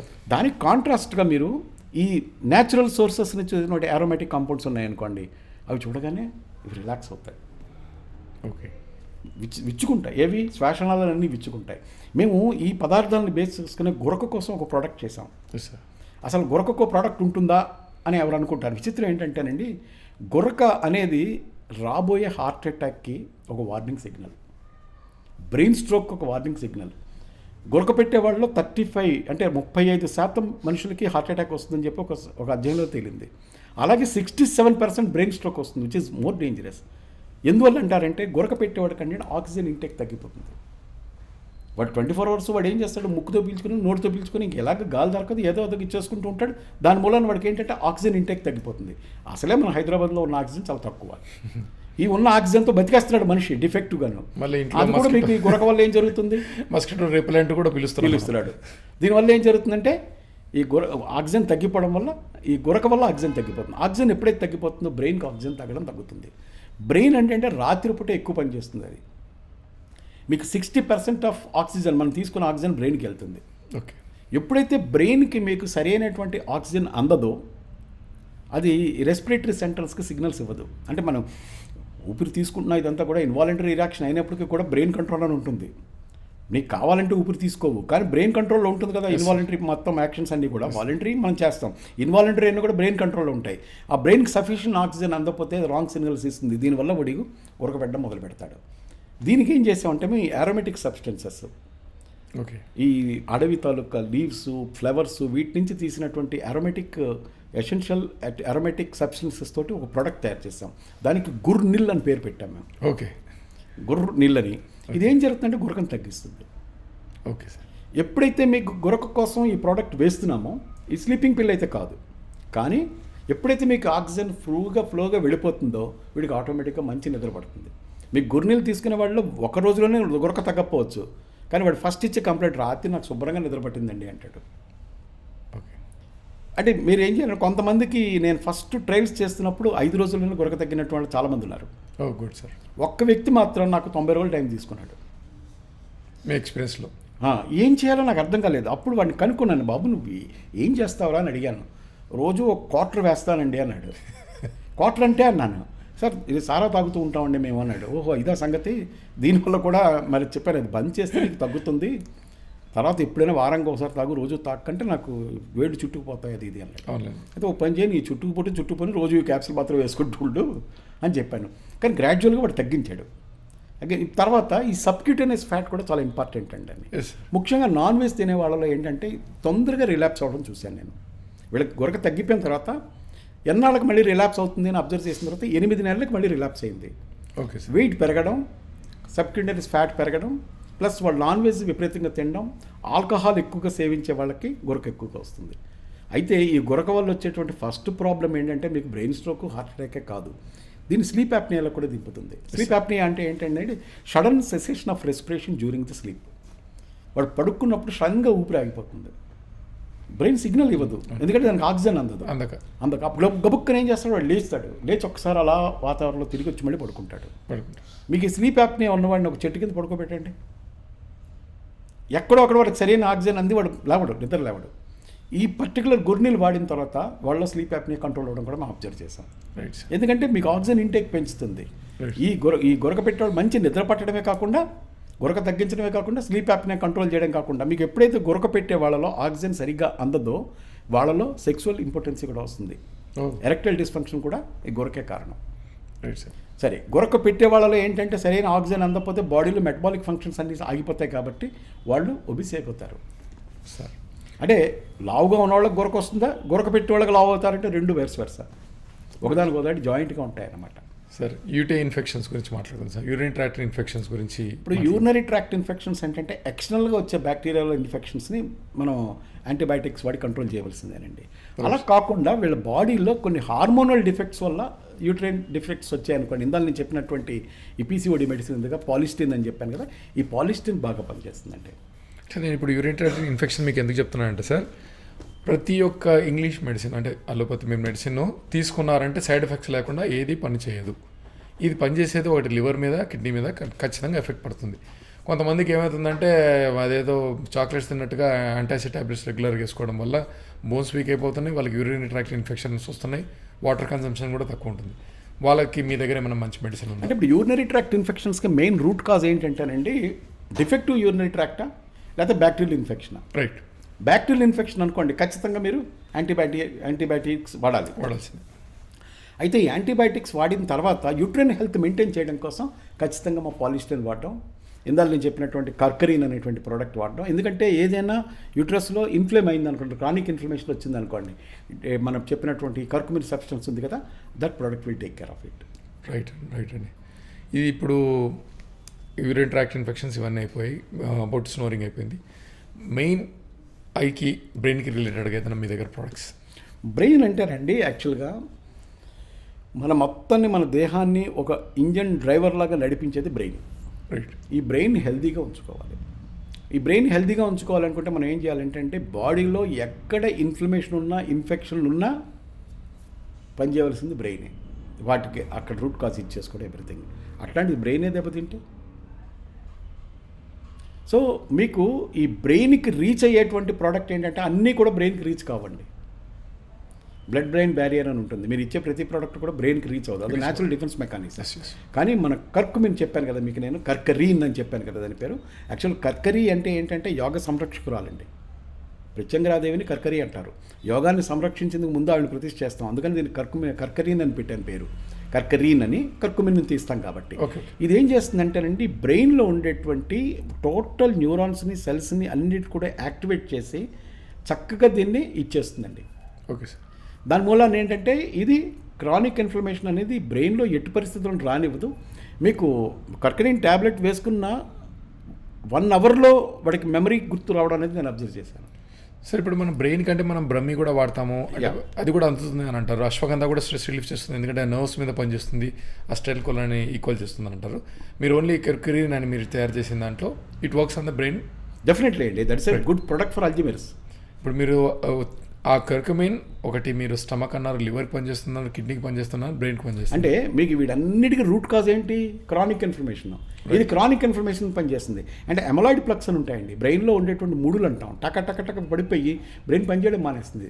దానికి ఇది మొత్తం అమలాయిడ్ ప్లగ్స్ని రిలీజ్ చేయడమే కాకుండా బ్లడ్ సర్క్యులేషన్ పెంచి బ్రెయిన్లో ఉండేటువంటి న్యూరాన్ ధరకు ఇన్ఫర్మేషన్ తగ్గించేటువంటి శక్తి దీనికి ఉంది. రైట్. నేను ఒక కర్కుమిన్ ఇవ్వలేక దీంతో పాటు గ్యాలంగాల్ ఇచ్చాను, జింజర్ జింజర్ ఇచ్చాను. ఇచ్చాను. ఇవన్నీ కూడా అక్కడ చేరుతాయి. చేరడానికి మనం ఒక ఇంజిన్ కూడా ఇచ్చాం, ఒక వెహికల్ని ఇచ్చాం, తులసి మాతని తులసిని ఇచ్చాం. ఇవన్నీ పట్టుకెళ్ళి అక్కడ చేరుతుంది. ఇంకో మాటకు మీరు చెప్తున్నారు సార్ ఐ రిలేటెడ్ కానీ ఇప్పుడు ఐ కూడా మీకు ఏంటంటేనండి ఈ కర్కుమిన్నే బ్యూటిఫుల్ ఐ విజన్ డెవలప్ చేస్తుంది. Okay sir. ఎందుకంటే again root cause is chronic inflammation. Right sir. మీకు ఏం జరుగుతుందంటేనండి బాడీలోకి మీకు ముఖ్యంగా కావాల్సింది ఏంటంటే ఆక్సిజన్. మనకు ఉన్నదే ఆక్సిజన్ తక్కువ. మన ఈ మధ్యని ప్రపంచంలో కల అతిపెద్ద మెడిటేషన్ సెంటర్ ఒకటి కట్టారు హైదరాబాద్లో. మీకు తెలుసా తెలియదు అది? తెలియదు సార్. కడతాలు ఎక్కడో కట్టారా? కడతాలు కాదండి, అది pyramid. Okay. I don't know sir. చాలా పెద్ద పిరమిడ్ కట్టారు అక్కడ. అలాగే దాని పేరు, ఆ విలేజ్ పేరు శాంతి విలేజ్ అండి. దాని పేరు కన్హా. ఓకే. చేగూర్ అనేటువంటి విలేజ్లో ఉంది, శంషాబాద్ దగ్గర ఉంది. ఓకే. ఒక అద్భుతమైనటువంటి 1,00,000 మంది కూర్చొని మెడిటేట్ చేసుకునేటువంటి ఒక ప్రదేశం కట్టారు అక్కడ. అరౌండ్ 1400 ఏకర్స్లో ఒక మంచి బ్యూటిఫుల్ ల్యాండ్స్కేప్. అక్కడికి వెళ్ళి మీరు కూర్చొని మెడిటేట్ చేశారనుకోండి, మిమ్మల్ని మీరు మర్చిపోతున్నారు. ఓకే. ఏంట్రా ఇంత కంట్రోల్ ఉన్నవాడిని, ఎందుకు ఇక్కడ ఏంటి జరుగుతోంది నాకు తెలియకుండా నా సెల్స్ అన్నీ కూడా రెజ్యూనేట్ అయ్యాయి, నేను ఇంత హ్యాపీగా ఉన్నాను. మెడిటేషన్ కారణం ఏంటంటే వాళ్ళ ఇన్స్ట్రక్షన్స్ చాలా చక్కటి ఇన్స్ట్రక్షన్స్ ఇస్తున్నారండి. మెడిటేషన్ ఎలా చేయాలో నేర్పుతారు. అక్కడ నేను అబ్జర్వ్ చేసింది ఏంటంటే ఆ మెడిటేషన్ హాల్లో they are putting oxygen. Okay. Continuous oxygen circulation ఉంది. ఎప్పుడైతే ఆక్సిజన్ మీ బాడీకి అందుతుందో ఆటోమేటిక్గా మీ సెల్స్ అన్నీ కూడా యాక్టివేట్ అవుతాయండి. సార్, బ్రెయిన్కి కావాల్సింది ఏంటండి? ఆక్సిజన్. మీరు తీసుకునేటువంటి ఆక్సిజన్లో 60% ఆక్సిజన్ బ్రెయిన్కి వెళ్ళిపోతుంది. మీ బ్రెయిన్ ఇంటాక్ట్గా ఉంచుకోగలిగితే ఇవన్నీ కూడా ఇవ్వతాయి. ఇకపోతే మీరు ఏమన్నారంటే బ్రాహ్మి అన్నారు, దీన్ని సరస్వతి అని కూడా అంటాం మనం. ఈ బ్రాహ్మి లీఫ్కి ఏంటంటేనండి న్యూరాన్స్ని, అందులో ముఖ్యంగా ఫోకస్ సెల్స్ అని ఉంటాయి. వీటిని ముఖ్యం ఒక పర్టికులర్ పార్ట్ ఉంటుంది బ్రెయిన్లో, సెరిబెల్లం అని. That is responsible for your thought process అనమాట. యాక్టివిటీస్ అది యాక్టివేట్ చేస్తుంది బ్రాహ్మి. అది ఇప్పుడు కాదు, మన వే బ్యాక్ ఎప్పుడో కనిపెట్టారు. మీకు ఒక అద్భుతమైన విషయం చెప్తానండి. ఇప్పుడు ఈ శివాజీ మహారాజు వరకు లేటెస్ట్ శ్రీకృష్ణదేవరాయలు, అంతకు ముందు కూడా ఒక స్టూడెంట్ని తీసుకెళ్ళి గురుకులంలో జాయిన్ చేసేవారు. 5 ఏళ్లకో 6 ఏళ్లకో వాడికి ఉపనయనం చేసి అక్కడ పడేసేవారు. వాడు 20 ఏళ్ళు అవగానే బయటకు వచ్చేవాడు. ఇప్పుడు వాడు గ్రాడ్యుయేట్ బయటకు ఎలా వస్తున్నాడో అలా వచ్చేవాడు. వాడు 64 సబ్జెక్ట్స్లోనే ఎక్స్పర్ట్ అని మీకు తెలుసా?